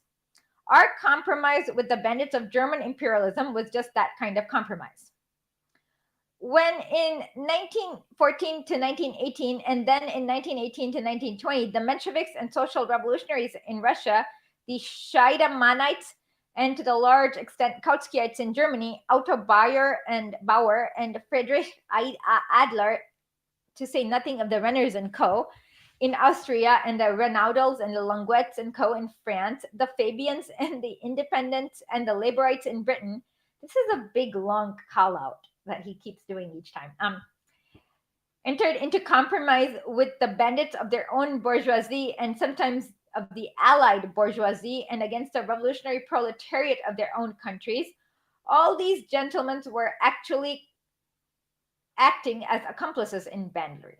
The conclusion is clear. To reject compromise on principle, to reject permissibility of compromises in general, no matter what kind, is childishness, which is difficult to even consider seriously. A political leader who desires to be useful to the revolutionary proletariat must be able to distinguish concrete cases of compromise that are inexcusable and an expression of opportunism and treachery. He must direct all force of the criticism and the full intensity of merciless exposure and relentless war against these concrete compromises, and not allow the past masters of practical socialism and parliamentary Jesuits to dodge and wriggle out of responsibility by means of disquisitions on compromises in general. But it is this way that the leaders of the British trade unions, as well as the Fabian Society and the Independent Labour Party, dodge responsibility for the treachery they have perpetrated for having made a compromise that is tantamount to the worst kind of opportunism, treachery, and betrayal. There are different kinds of compromises. One must be able to analyze the situation and the concrete conditions of each compromise and or of each variety of compromise. One must learn to distinguish between a man who has given up his money and firearms to bandits as to lessen the evil they can do and to facilitate their capture and execution, and a man who gives his money and firearms to bandits as to share in the loot. In politics, this is by no means always as elementary as it is in this childishly simple example. However, anyone who's out to think up for the workers some kind of recipe that will provide them with cut and dried solutions for all contingencies or promises that the policy of the revolutionary proletariat will never come up against difficult or complex situation is simply a charlatan. To leave no room for misinterpretation, I shall attempt to outline, if only very briefly, several fundamental rules for the analysis of concrete compromises. Yeah, this one is very important, especially to people who are like AOC simps in UK. I mean, where are they AOC? I'm at US, sorry. It's early in the morning. It's at 11 o'clock. It's not that early. I don't know what's going on. I don't understand. But for AOC simps in the US and labor simps in the UK, I think this part is very, very important. So invite them here. Let me see if I can tweet this out once more.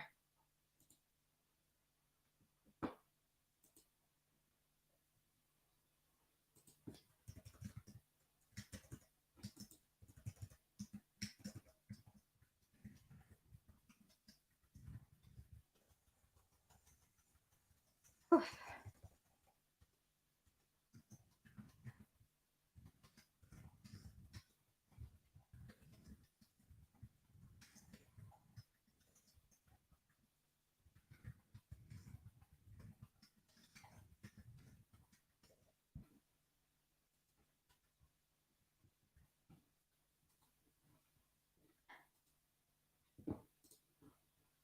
Okay, let's see if this works.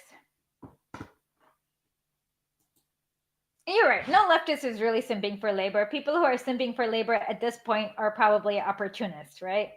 Like Navarro. Oh my, did you see their tweet last week where they went and said anarchists and anti-fascists, mind you, anti-fascists are going to volunteer with the Azov battalion. I'm exaggerating a little bit, but not by too much. And I'm like, what?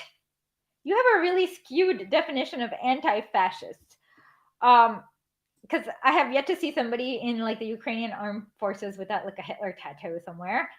But yeah, it was Navarro media is one of the worst examples of opportunism. And I mean, she even like made this like stupid thing where she screamed at Piers Morgan is like, I'm literally a communist, you idiot. And then she is simping for Azov battalion. Yeah, Navarro media is one of the worst examples of opportunism that I see. Yeah, they quickly abandoned Corbyn, which was wrong. They kept on telling everyone in Momentum to like give Keir Starmer a chance. It was just pathetic. But yeah.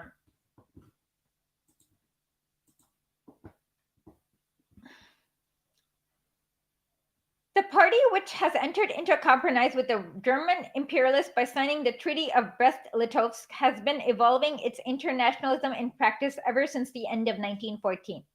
It was not afraid to call for the defeat of the Tsarist monarchy and to condemn the defense of our country in a war between two imperialist robbers. The parliamentary representatives of this party preferred exile in Siberia to taking a road leading to ministerial portfolios in a bourgeoisie government. The revolution that overthrew Tsarism and established a democratic republic put this party to a new and tremendous test.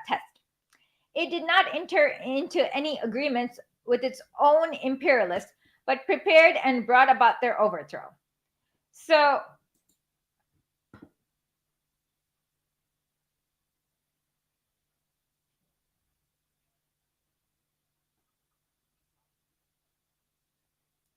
I am not lumping you. I am literally reading out a tweet by Navarro Media where they said that anarchists and anti-fascists are volunteering.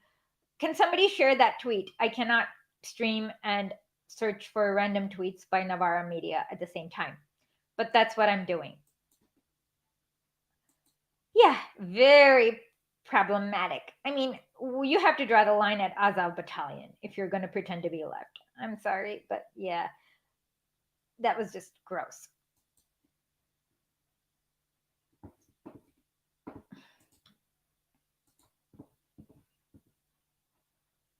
So basically, the Allies, so what happened? I actually went to the political museum in Leningrad here about 2 weeks ago, and I want to go there. I might go there again today. There was a really nice Korean restaurant, and I had this for the first time. It's called tuk ramen.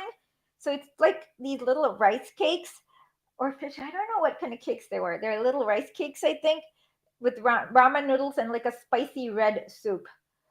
I forgot what it. There was a really nice Korean restaurant nearby, um, and I forgot what I'm saying. Oh yeah. So in the museum, it kind of explains. It explained it really well. So between January and okay, by the way, the calendar in 1917 is a little off, and I might mix up my dates depending on whether I remember the Julian calendar or the Gregorian calendar. So please excuse me for this.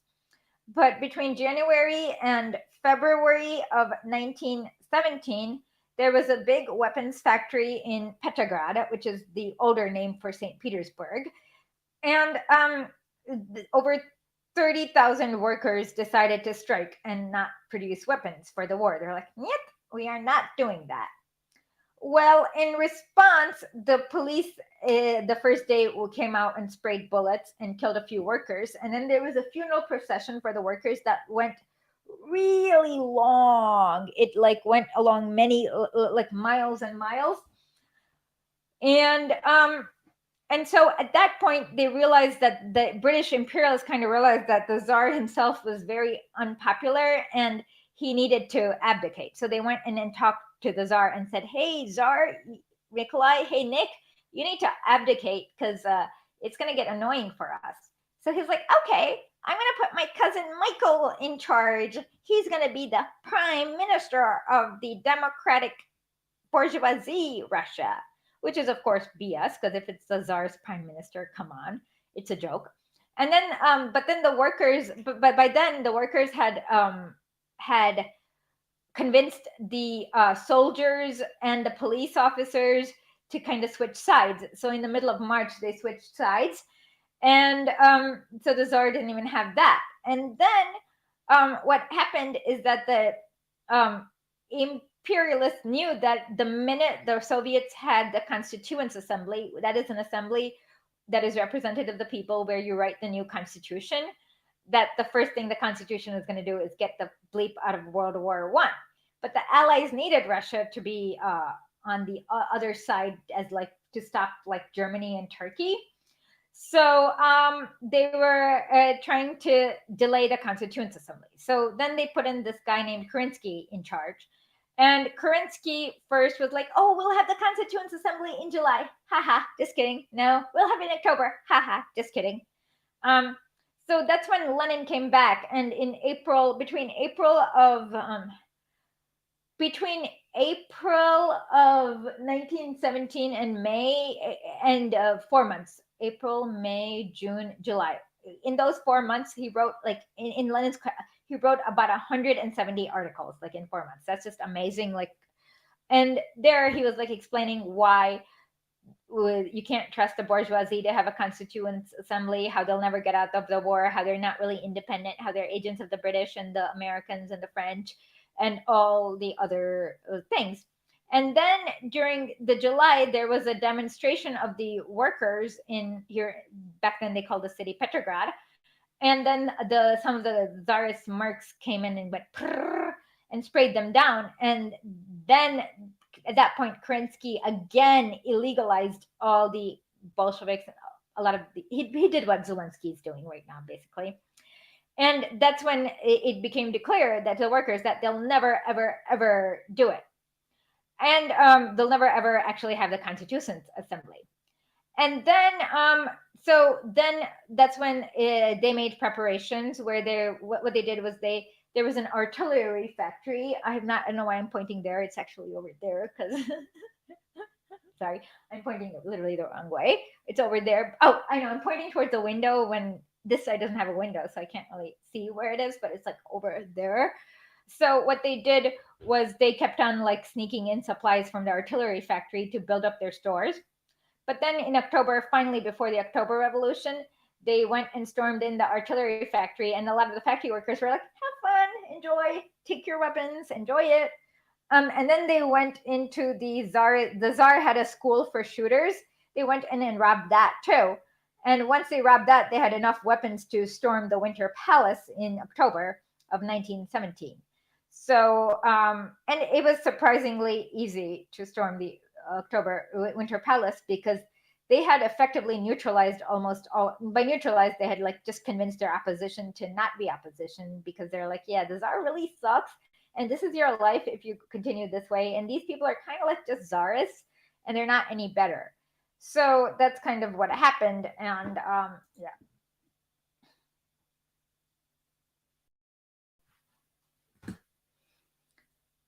Somebody share that tweet, please. I cannot look it up. This is getting on my nerves. Somebody just share that. They said you have to search anti-fascists and anarchists with Renovara Media.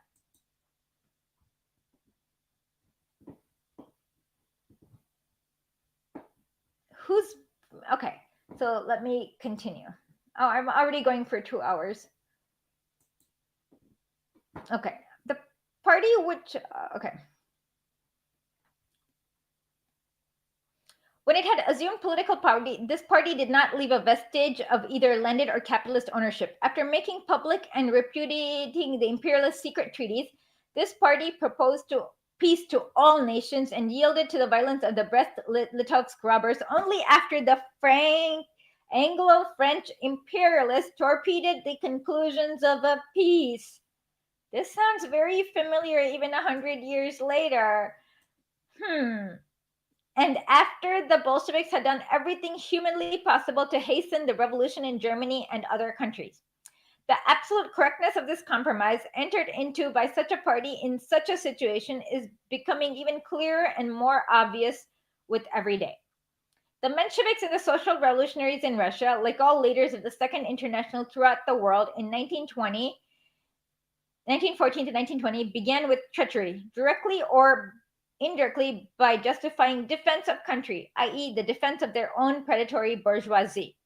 They continued this treachery by entering into a coalition with their bourgeoisie of their own country and fighting together with their own bourgeoisie against the revolutionary proletariat of their own country. Their first bloc with Kerensky and the cadets, and then with Kolchak and Denikin in Russia. And Kolchak was like totally psycho. Like he had operated 40 concentration camps. They would like cut off presidents' breath. They were just like totally psycho, but supported by the Allies. As for Denikin, he was such a psychotic anti-Semitism that Winston Churchill had to send him a letter to say, dude, you have to tone down your anti-Semitism a little bit. I'm kind of having trouble to get like the Labour Party in Britain to give you infinite weapons and stuff like that. So yeah, they were both complete psychos. And like the bloc of their confrères abroad with the bourgeoisie of their respective countries was in fact desertion to the side of the bourgeoisie against the proletariat.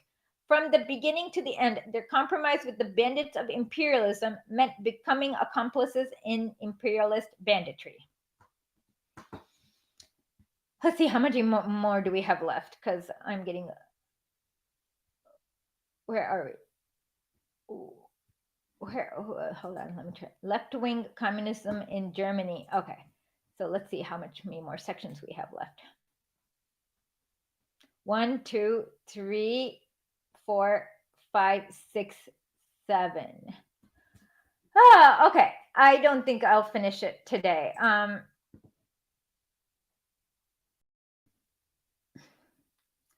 Thank you. Can you share it here so that people can see their tweet that I was talking about? Yeah, the Great Britain section is great. Okay, how about this? Since I have some people who want me to continue, I will take just a 1 minute rest break, and then I will continue. And if yeah, I will continue after I take a 1 minute rest break. In the meantime, we'll listen to our lovely theme song.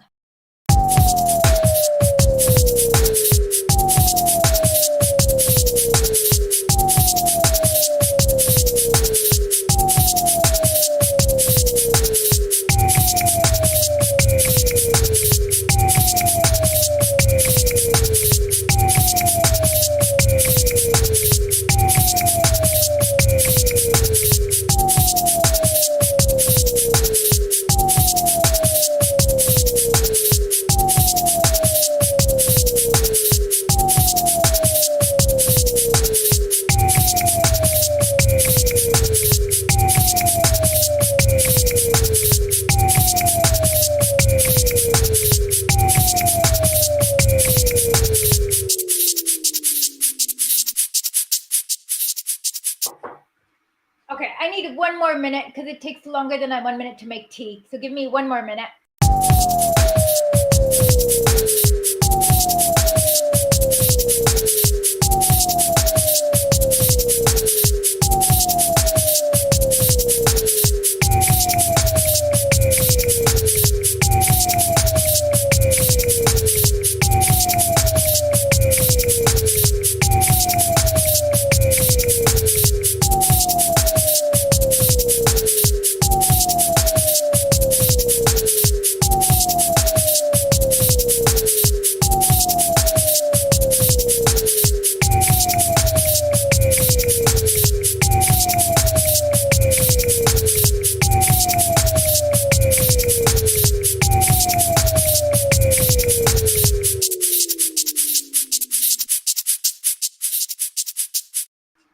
And 1 more final minute.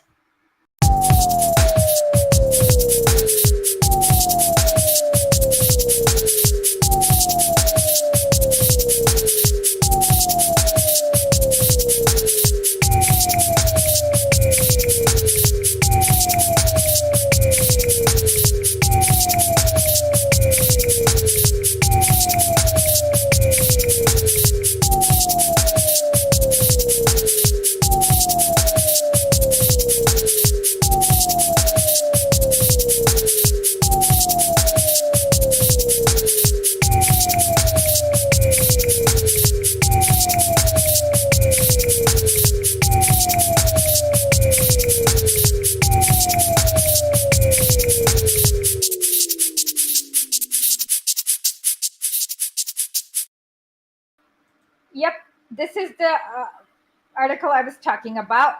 Okay, I am ready to continue. This time I'm having jasmine tea. Yeah, this is better for my stomach. Maybe the other tea was a little too acidic. I don't know. Left-wing communism in Germany. The leaders, the party, the classes, and the masses. The German communists must now speak of call themselves not left-wingers, but if I'm not mistaken, an opposition on principle. From what follows below, it will, however, be seen that they reveal all symptoms of the infantile disorder of leftism. Published by the local group in Frankfurt am Main, a pamphlet reflecting the point of view of this opposition, the entitled Split in the Communist Party of Germany, the Spartacus League, set forth the substance of this opposition's view most saliently with the utmost clarity and concision. A few quotations will suffice to acquaint the reader with that substance. The Communist Party is the party of the most determined class struggle. Politically, the transitional period between capitalism and socialism is one of the proletarian dictatorship. The question arises, who is to exercise this dictatorship, the Communist Party or the proletarian class? Fundamentally, we should strive for a dictatorship of the should we strive for the dictatorship of the Communist Party or for a dictatorship of the proletarian class? There are one in the same, you idiot. Okay, all italics as in the original. The author of the pamphlet goes on to accuse the Central Committee of the Communist Party of Germany of seeking ways to achieve a coalition with the Independent Social Democratic Party of Germany and of raising the question of recognizing in principle all political means of struggle, including parliamentarianism, with the sole purpose of concealing its actual and main efforts to form a coalition with the independents. The pamphlet goes on to say, the opposition have chosen another road. They are of the opinion that the question of the rule of the Communist Party and the dictatorship of the party is merely one of tactics. In any case, the rule by the Communist Party is the ultimate form of any party rule. Fundamentally, we must work for the dictatorship of the proletarian class, and all the measures of the party and its organization, methods of struggle, strategy, and tactics should be directed to that end. Accordingly, our compromise with other parties, all reversion to parliamentary forms of struggle, which have become historically and politically obsolete, and any policy of maneuvering and compromise must be emphatically rejected. Specifically, proletarian methods of revolutionary struggle must be strongly emphasized. What? There are no all methods are proletarian. New forms of organization must be created on the widest basis with the widest scope in order to enlist the most extensive proletarian circles and strata to take part in the revolutionary struggle under the leadership of the Communist Party. A workers' union based on factory organization should be a rallying point for all revolutionary elements, and this should unite all workers who follow the slogan, "Get out of the trade unions." It is here that the militant proletariat musters its ranks for the battle. Recognition of the class struggle and of the Soviet system and of the dictatorship should be sufficient for enrollment. All subsequent political education of the fighting masses and the political orientation in the struggle are the task of the Communist Party, which stands outside of the workers' union. Consequently, two communist parties are now arrayed against each other. One is a party of leaders which is out to organize the revolutionary struggle and to direct from above, accepting compromises and parliamentarians so as to create a situation enabling to join a coalition government in exercising a dictatorship. The other is a mass party, which expects an upsurge of revolutionary struggle from below, which knows and applies a single method in the struggle, a method which clearly leads to the goal and rejects all parliamentary and opportunistic methods. And that single method is the unconditional overthrow of the bourgeoisie, so as then to set up the proletarian class dictatorship for the accomplishment of socialism. There are the dictatorship of leaders, here the dictatorship of masses. That is our slogan.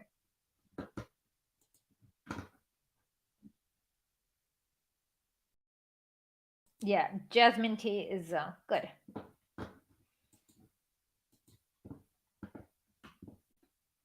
Such are the main features characterizing the views of the opposition in the German Communist Party. Any Bolshevik who has consciously participated in the development of Bolshevism since 1903 or has closely observed that development will at once say, after reading these arguments, what old and familiar rubbish, what left-wing childishness. But let us examine the arguments a little bit more closely. So I know that Vosh kind of skimmed through a little bit or read the Wikipedia summary on this and then claimed that Lenin would have voted for Joe Biden, but that's not what he was addressing. So we know that the whites were able to defeat the Spartacus Revolution. So that proved that the German communist socialist parties did not have enough of an army or militia or whatever, like organized groups or some sort of armed groups to beat the German army in 1918 because they had just lost. And then this faction of the German Communist Party were like, we're going to reject armed struggle, like parliamentary participation. Instead, we're going to try to have another insurrection. And Lenin's like, wait a minute, you're in a worse off situation right now than you were like about 6 months ago when the Spartacus Revolution held Berlin for like 2 weeks. And so why do you think you are able to actually overthrow the government with a smaller army? So militia, whatever, is what Lenin is saying. And another thing is that if you look at all the articles, the entire West was like arming the whites up to the teeth everywhere. In Germany, there were, like, if you look at like the New York Times articles, they're cheering on whites like killing socialists. They're just, and so the whites were stronger than they were in 1918, and you guys are weaker, so you should wait and bide your time and try to build up your arsenals, your army, your militia, whatever else you have. And these people just wanted to like just hurry into an armed struggle and reject parliamentarism in the Weimar Republic. And Lenin is basically saying, wait a minute, you don't have an army, you're just going to get people unnecessarily killed if you follow this tactic. Wait a while, and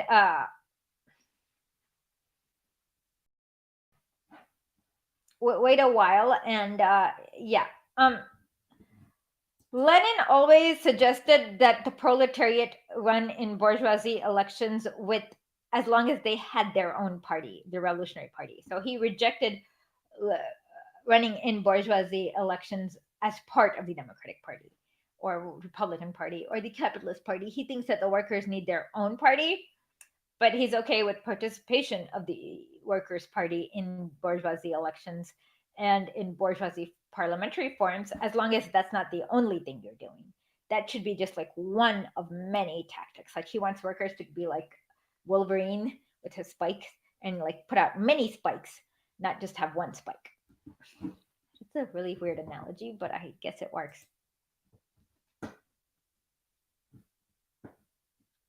The whites didn't need to know how to fight because they were armed to the teeth by the imperialists. So they just had the biggest weapons and they just killed everyone. Yeah, literally, they just like killed everyone and murdered everyone in the village, basically. It was like not different from it was actually not that different from the KKK, to be honest.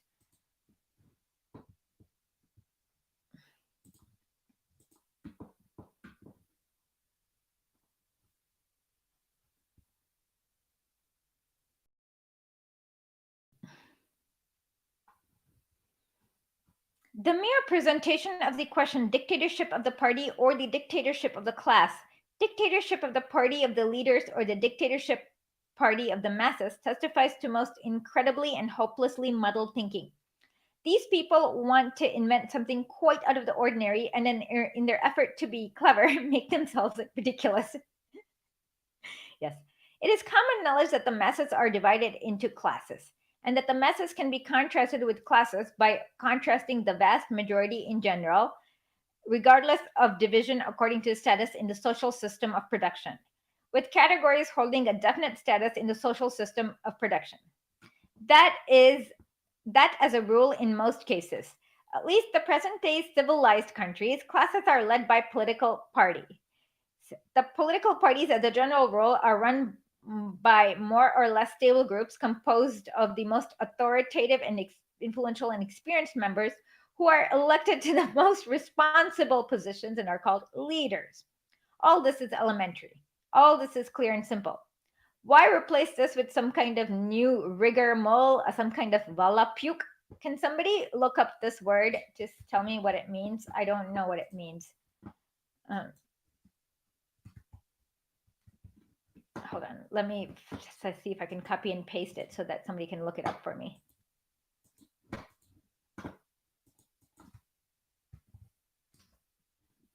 This is the word that Lenin used, Volapük. I don't know what it means. Yeah, I have literally put this in the comments. VOLAPU with an umlaut K.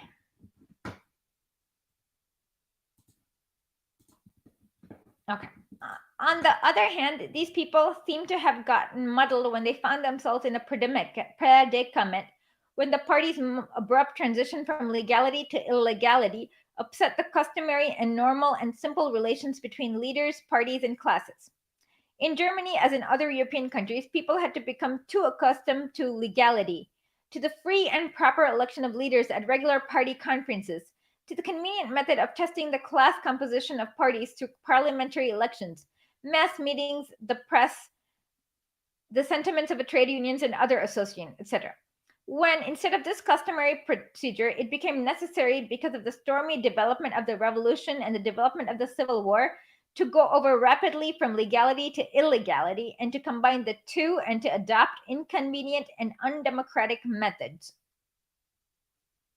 of selecting or forming or preserving group leaders, people lost their bearings and began to think up some unmitigated nonsense.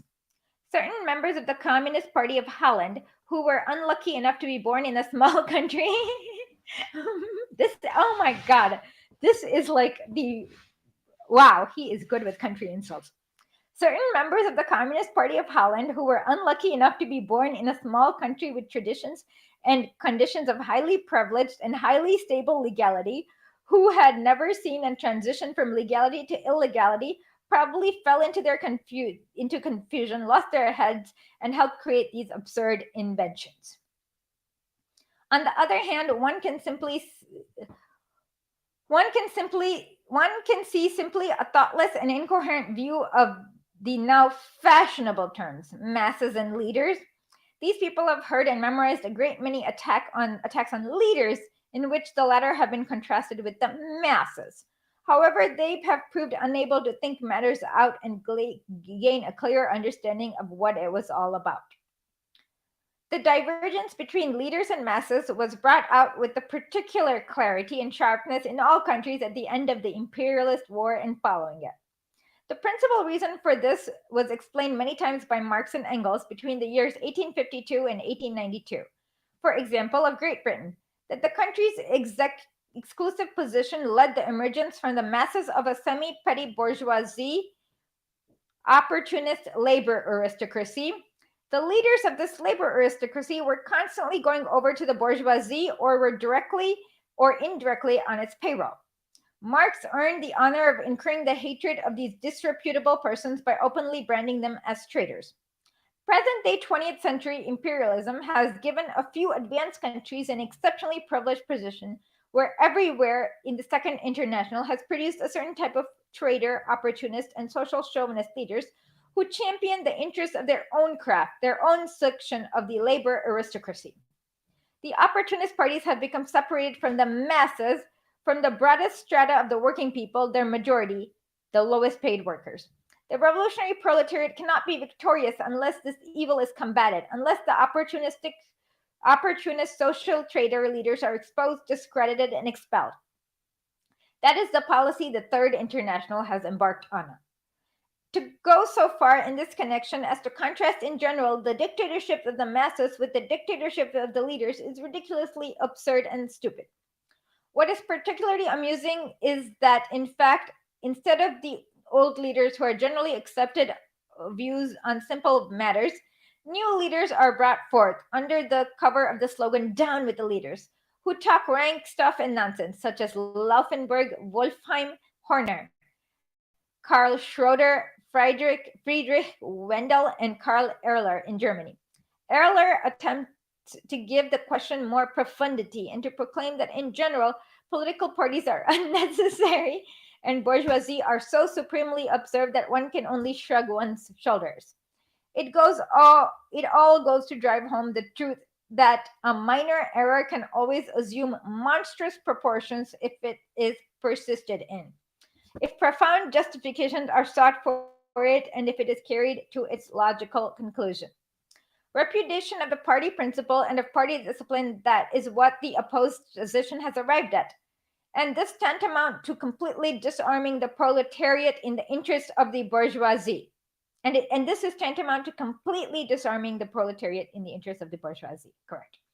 It all adds up to the petty bourgeoisie diffuseness and the instability, their incapacity for sustained effort, unity, and organized actions, which, if encouraged, must inevitably destroy any proletarian revolutionary movement. From the standpoint of communism, the repudiation of the party principle means attempting to leap from the eve of capitalism collapse in Germany, not to lower the or intermediate phase of communism, but to the higher.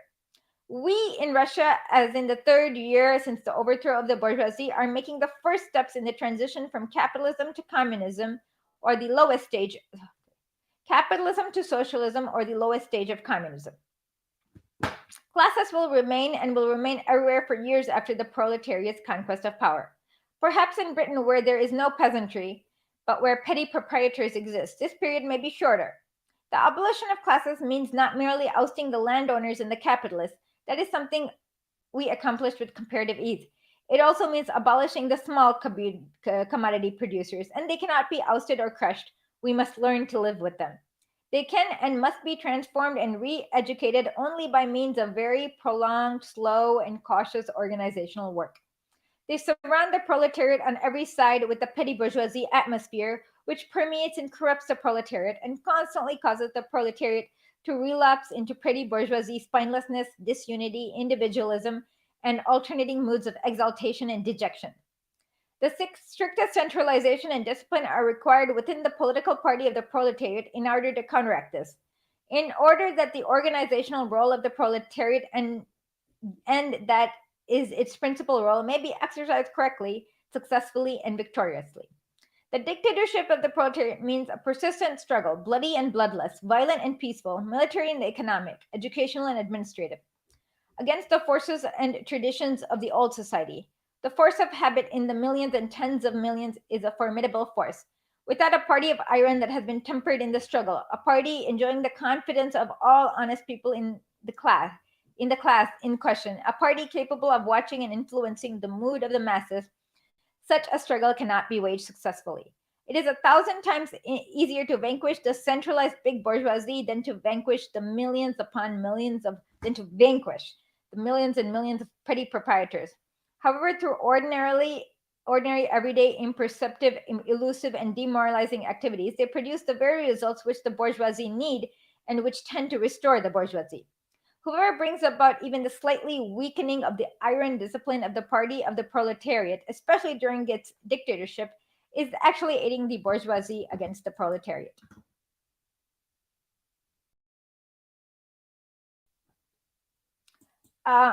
Left-wing communism and infantile disorder. Let me share the link. Hold on one second.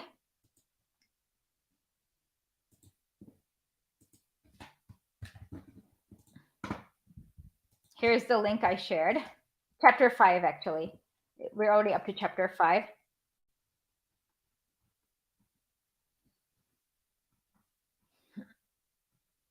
Okay, somebody answered this.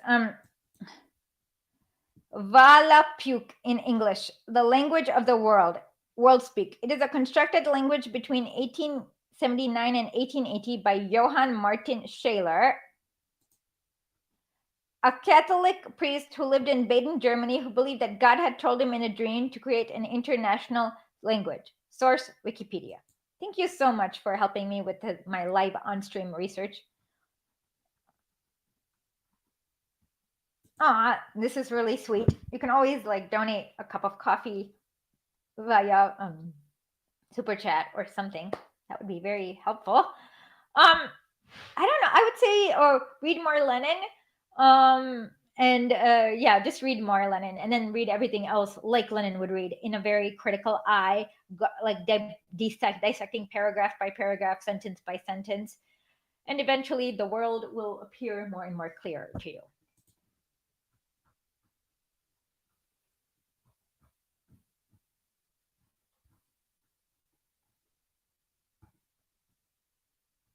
Byron is also right. You should be more like yourself.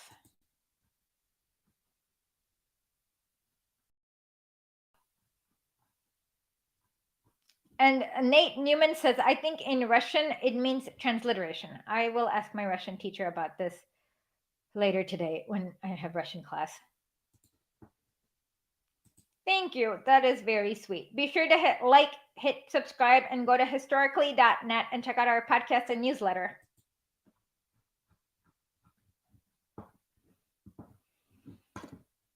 Let's continue. I forgot where we are.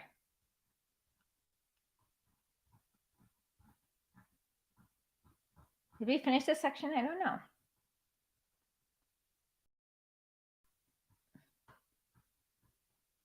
Okay. Parallel with the questions of the leaders, the party, the class, the masses, we must pose the question of reactionary trade unions.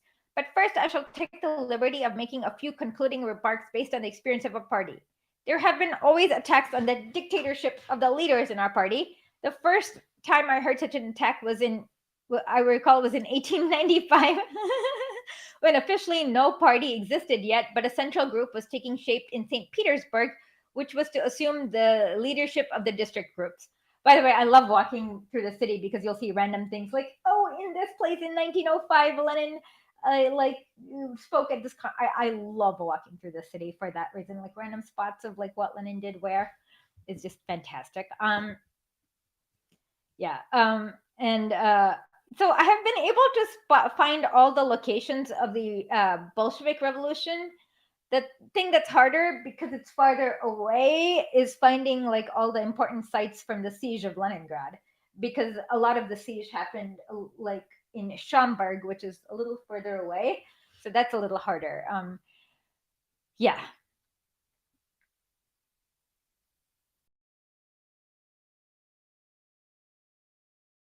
Oh, I should go to the Petropavlovsk Krepes today. Fort. Did I say Krepes? Sorry. Fort. I'm sorry. Okay. Parallel with the question of leaders, the party, the class, the masses, we must pose the question of reactionary trade unions. First, I shall take the liberty of making a few concluding remarks based on the experience of our party. There have always been attacks on the dictatorship of leaders in our party. The first time I heard such attacks was in 1895, when officially no such party existed yet, but a central group was taking shape in St. Petersburg, which was to assume the leadership of the district groups. At the 9th Congress of our party, April 1920, there was a small opposition which spoke out against the dictatorship of the leaders. There was no party yet. It's funny. Oh, and the oligarchy and so on. There is therefore nothing surprising, new, or terrible in the infantile disorder or left-wing communism among Germans. The ailment involves no danger, and after the organism even becomes more robust. In our case, on the other hand, the rapid alternation of legal and illegal work, which made it necessary to keep the general staff of leaders under cover and cloak them in the greatest secrecy, sometimes gave rise to extremely dangerous consequences. One of these, the worst of these, was that in 1912, the agent provocateur Malinovsky got into the Bolshevik Central Committee. He betrayed the scores and scores of the best and most loyal comrades and caused them to be sentenced to penal servitude and hastened the death of many of them. But that he did not cause still greater harm was due to the correct balance between legal and illegal work. As a member of a party central committee and Duma deputy, Malinovsky was forced, in order to gain our confidence, to help us establish legal daily papers, which even under Tsarism were able to wage a struggle against the Menshevik opportunism and to spread the fundamentals of Bolshevism in a suitably disguised form. While with one hand Malinovsky sent scores and scores of the finest Bolsheviks to penal servitude and death, he was obliged with the other to assist the education of scores and scores of hundreds of new Bolsheviks through the medium of the legal press. Those German and also British, French, and Italian comrades who are faced with the task of learning how to conduct revolutionary work within the reactionary trade unions would do well to give serious thought to this fact. In many countries, including the most advanced, the bourgeoisie are undoubtedly sending agent provocateurs into communist parties and will continue to do so. A skillful combining of legal and illegal work is one way to combat this danger. Thank you. The book is Left-Wing Communism and Infantile Disorder. We just finished chapter 5, and we will go into chapter 6 right now.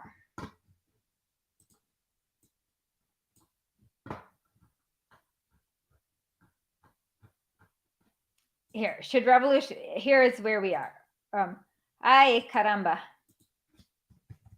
Here is where we are. Should we work with... What are glowies? I don't want to... I need to like be up on my memes because I don't want to be boomerized. So you guys have to tell me what glowies are.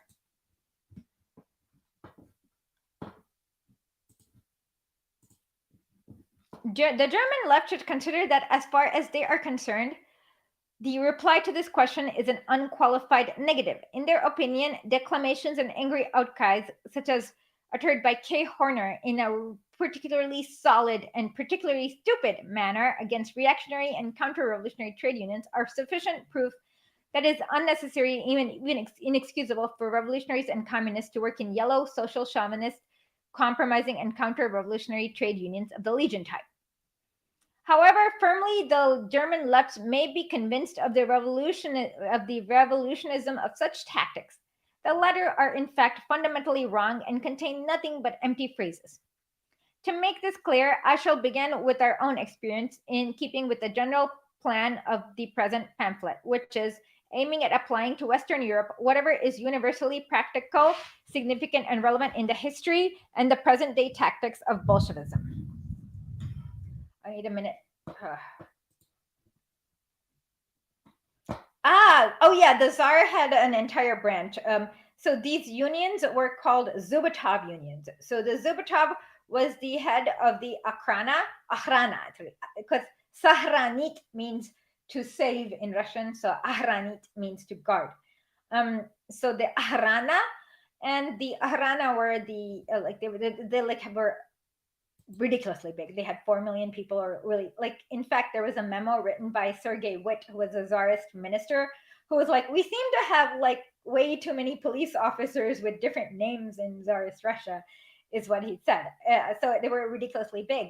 But they created these things called Zubotov unions, and they were these fake unions that were really had Akhrana agents working there, and the idea was to like get workers to join these fake unions as to like do useless stuff, and it was a very big problem. In fact, Father Gapon, he was the father, like he was a priest who basically unintentionally helped create the 1905 revolution, because what happened is that he led about 2,000 workers to the Winter Palace in Petrograd here, where they literally had a letter that says,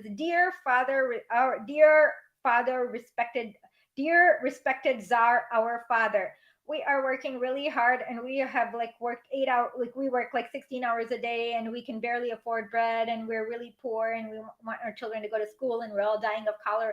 Like, it was just a big list. And they went on Sunday morning, but somehow, I don't know why it happened, but the Tsars, it was Father Gapan did this to prove that the Tsar is a reasonable man who will compromise, blah, blah, blah. You don't need to go to the Bolsheviks. You don't need to wage a revolution. But instead, the Tsar's guards went and bang, bang, bang, bang, bang, bang, bang, bang, bang, bang, and killed everyone. In fact, it'll like show you the treachery of Western newspapers. It literally, like after Bloody Sunday, the Western newspaper says machine gun mows down people, as you know how they say like officer involved shooting, like they literally did that. And so it was a very, very big problem, the Glowies in Tsarist Russia. Glowies are entities that are obviously interesting.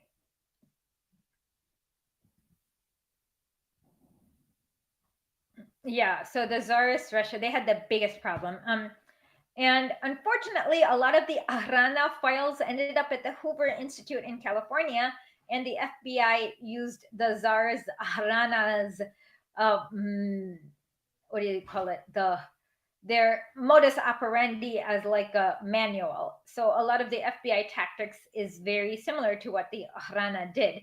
And yeah, COINTELPRO is one iteration of the FBI copying the Akhrana from Tsarist Russia. However firmly the German left may be convinced of the revolutionism of such tactics, and the latter are in fact fundamentally wrong and contain nothing but empty phrases. To make this clear, I shall begin with our own experience in keeping with the general plan of the present pamphlet, which is aimed at applying to, we already got this, okay. In Russia today, the connection between the leaders, party, classes, and masses, as well as the attitude of the dictatorship of the proletariat and its party to the trade unions, are as concretely as follows. The dictatorship is exercised by the proletariat organized in the Soviets. A proletariat is guided by the Communist Party of the Bolsheviks, which, according to the figures of the latest party Congress, April 1920, has a membership of 611,000 people.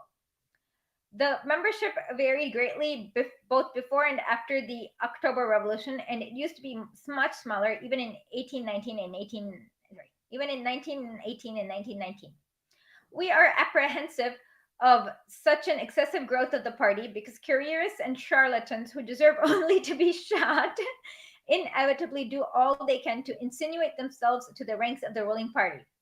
The last time we opened the wide doors of the party to the workers and peasants was only when, in the winter of 1919, Yudenich was within a few versts of Petrograd and Denikin was in Ariel, about 350 versts from Moscow. Can somebody figure out what the conversion is from versts, which is the unit of measure that Lenin uses, to meters or feet or some other unit of measure that we know? Okay, we need critical, says the Pentagon, DIA, etc., and its huge affiliates have a lot of people on the payroll. The USA glowies get trickle-down money to help protect the money.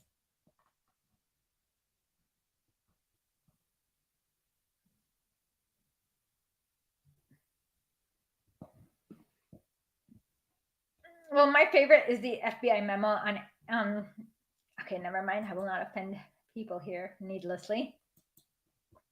I'll be quiet about this. Sorry. Somebody figure out what the conversion between versts and feet or meters or whatever other unit of measure we know is. When the Soviet Republic was in mortal danger and when adventurers, careerists, and charlatans and unreliable persons generally could not possibly count on to make a profitable career and had more reason to expect the gallows and torture by joining the communists. The party, which holds annual congresses, the most recent on the basis of 1 delegate per 1,000 members, is directed by a central committee of 19 elected at Congress. Oh yeah, this central committee of 19, these anti-Semitic snowflake Alexander Zol, I forget how to pronounce his name. I have to look up the Russian because it's,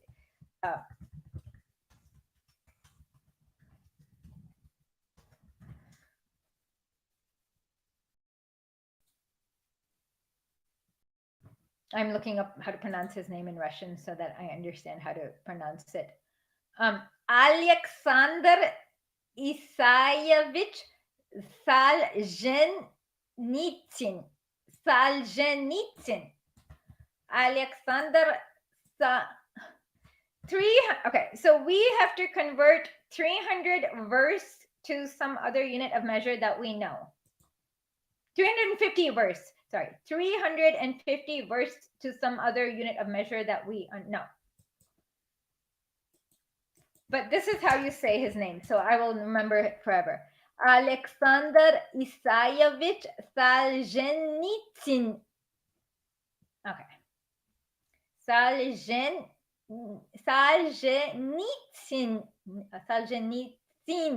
Or is it? I don't know. I'm going to have to ask my Russian teacher how to pronounce this. Okay.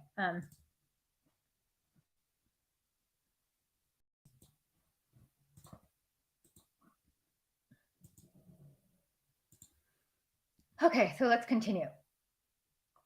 Yeah, so this is the unit of measure, 350 versts and to something we understand. Okay.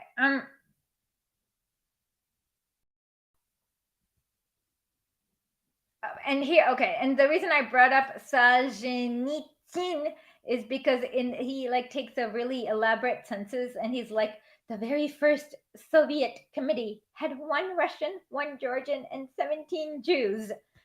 So I guess the 1 Russian is Lenin, and the 1 Georgian is Stalin, and the 17 Jews is everyone else. But it's pretty creepy how he like takes time to like underline everyone who's a Jew. Oh, and then he also says ratio of Jews to non-Jews. It's just totally psycho. He does a lot of like, he takes extensive census of what Jews are doing everywhere. It's just creepy. Okay.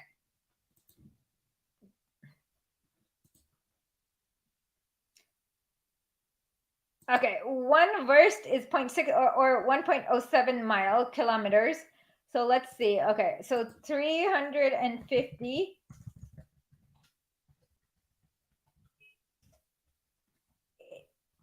It is about 374 kilometers away from Moscow. Is where was it Denikin or Udovich? One of them was. Okay.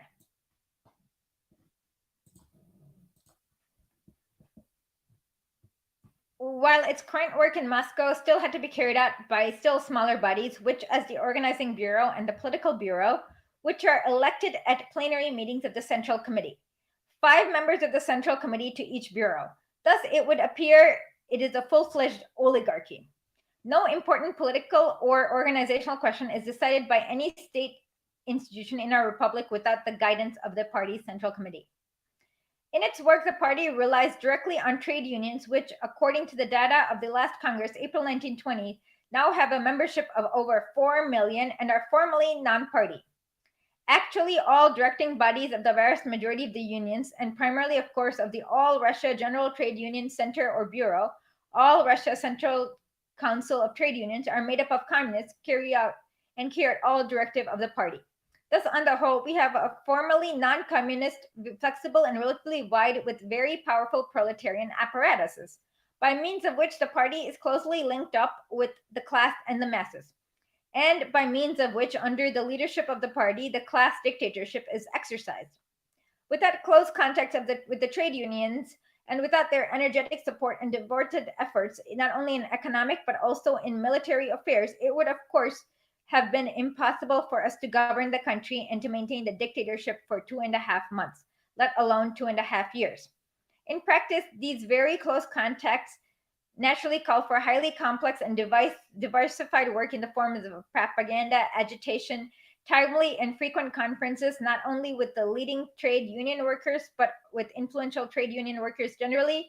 They also call for a determined struggle against the Mensheviks, who still have a certain, though very small following, to whom they teach all kinds of counter-revolutionary machinations, ranging from an ideological defense of the bourgeoisie democracy and the preaching that the trade unions should be independent of proletarian state power to sabotage proletarian discipline, etc., etc. We consider that these contacts with the masses through the trade unions are not enough. In the course of our revolution, practical activities have given rise to such institutions as non-party workers and peasants' conferences, which we strive by every means to support, develop, and extend this institution in order to be able to observe the temper of the masses, come closer to them, meet their requirements, promote the best among them to state posts, etc. Under a recent decree on the transformation of the People's Commissariat of State Control into the Workers' and Peasants' Inspection, and non-party conferences of this kind have been empowered to select members of the state control to carry out various kinds of investigations. Then, of course, all work of the party is carried on through the Soviets, which embrace the working masses irrespective of occupation. The district congresses of the Soviets are democratic institutions, and the like of which even the best democratic republics of the bourgeoisie would have never known through these congresses, whose proceedings the party endeavors to follow with the closest attention, as well as by continually appointing the class-conscious workers to various posts in the rural districts. The proletarians exercise its role as a leader of the peasantry, gives effect to the dictatorship of the urban proletariat, which is a systematic struggle against the rich bourgeoisie exploiting and profiteering peasantry. Wow, this is a long, no, this is not that long. Okay, just a few more sentences.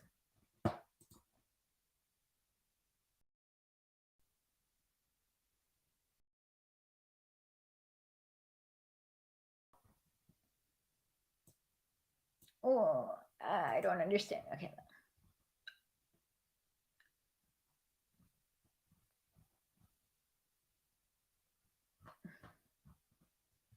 Okay. Yeah, I will go on for 10 more minutes and then I will stop because I'm going to get tired. In a sense,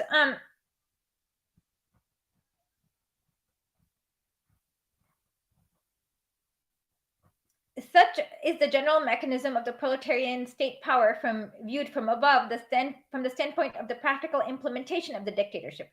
We hope that the reader will understand why the Russian Bolshevik, who has known this mechanism for 25 years and has seen it develop out of small illegal underground circles, cannot help regarding all this talk from above and from below about the dictatorships of leaders or the dictatorships of the masses as ridiculous and childish nonsense.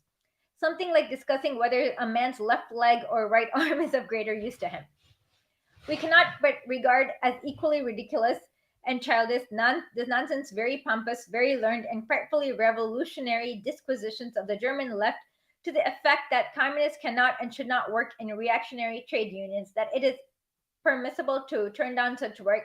It is necessary to withdraw from all trade union activities and create a brand new and immaculate workers' union invented by the very pleasant and probably, for the most part, very youthful communists, etc., etc. Capitalism inevitably leaves socialism the legacy, on the one hand, of the old trade and craft distinctions among workers, distinctions evolved in the course of centuries, and on the other hand, trade unions, which only very slowly, in the course of years and years, can and will develop into broader industrial unions with less of the craft union about them, embracing entire industries and not only crafts and trades and occupations, and latter proceed through these industrial unions to eliminate the division of labor among people, to educate and school people and give them all-around development and all-around training so that they are able to do everything. Communism is advancing and must advance towards that goal and will reach it only after very many years. Attempt in practice today to anticipate this future result to a fully developed, fully stabilized, and constituted, fully comprehensive, mature communism would be like trying to teach higher mathematics to a child of 4. We can and must begin to build socialism not with the abstract human material, but with human material specifically prepared by us and with human material bequeathed to us by capitalism. True, that is no easy matter, but no other approach to this task is serious enough to warrant discussion. Okay, I'm actually getting officially, yeah, I can't. Oh, thank you so much.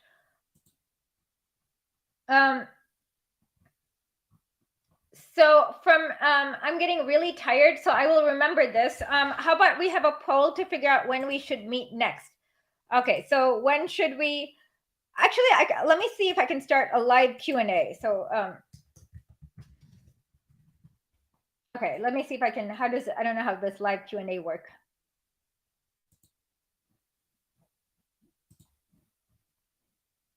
I can do Q&A for another 5 minutes to 7 minutes.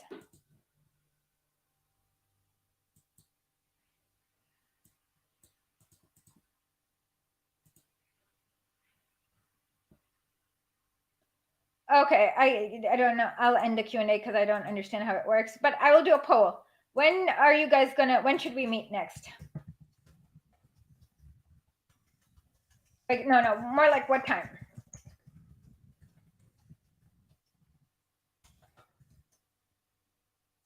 What time should we meet next? Let's do, I don't know, Eastern Standard Time, 9 a.m. 9 a.m. Eastern Standard. Oh, I can do 9 a.m. Eastern. Okay. 9 a.m. I can do 9 a.m. to 4 p.m. No problem. Or between, I met at 10 p.m. Pacific time, so it was about 11, 12, 1 a.m. to 4 a.m. And yeah. So just tell me what time it works and I will schedule a next stream. Yes, I will. That's why I'm asking you what time you guys want to meet so that we can schedule it right now. So with that, yeah.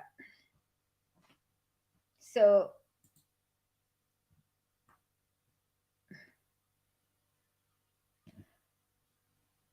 talk to Lumpy Louise, LUMPY_LOUISE on Twitter. She does all my scheduling. She's my producer. So if you want to invite me to any interviews, just talk to Lumpy Louise. I will put her Lumpy Louise. I know. Wait, let me actually figure out what her actual handle is.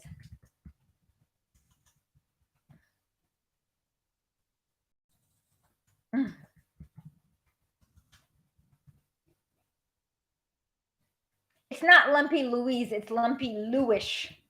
So to speak to Lumpy Louish, she's the one who does my scheduling for me. And she will, yeah, just so I'm glad to come on almost any stream. Just ask me. It's 50-50. Okay. Okay, so I have Tango on, I'll have to figure out when, okay, how about this? I don't know. And my Tango class is not regular. It's like on weird days where I just like wait for the teacher's text to figure out when the next class is. So let's see. We can either do, I guess we can do tomorrow. Tomorrow, I'm pretty sure we don't have Tango. So we can do tomorrow at 4 p.m. or like 5 p.m. my time, 9 a.m. your time. Or we can do it, I guess, or Monday morning. So I'll wait for 2 more minutes to see. It's still at 50-50. You guys are not. Please, more people vote and make sure it's not 50-50.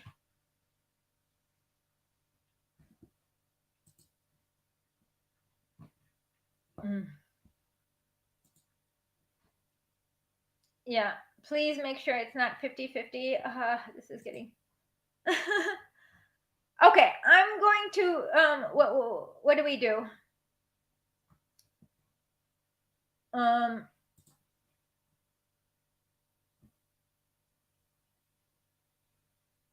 Is it still at 50-50? No, okay. 9 a.m. to 4 p.m. Okay, we can meet tomorrow at 9 a.m. Tomorrow as in Saturday, 9 a.m. Saturday, December 24th, 24th at 9 a.m. And I will finish reading this and I will schedule it and tweet it out so that you guys can share it with everyone and we can have more of an advanced meeting. Saturday at 9 a.m. Okay, perfect. With that, I will say, by the way, the Christmas is not here till January 7th. So, but I will say have a happy holidays and Svobodu narodu, smrti fascismu.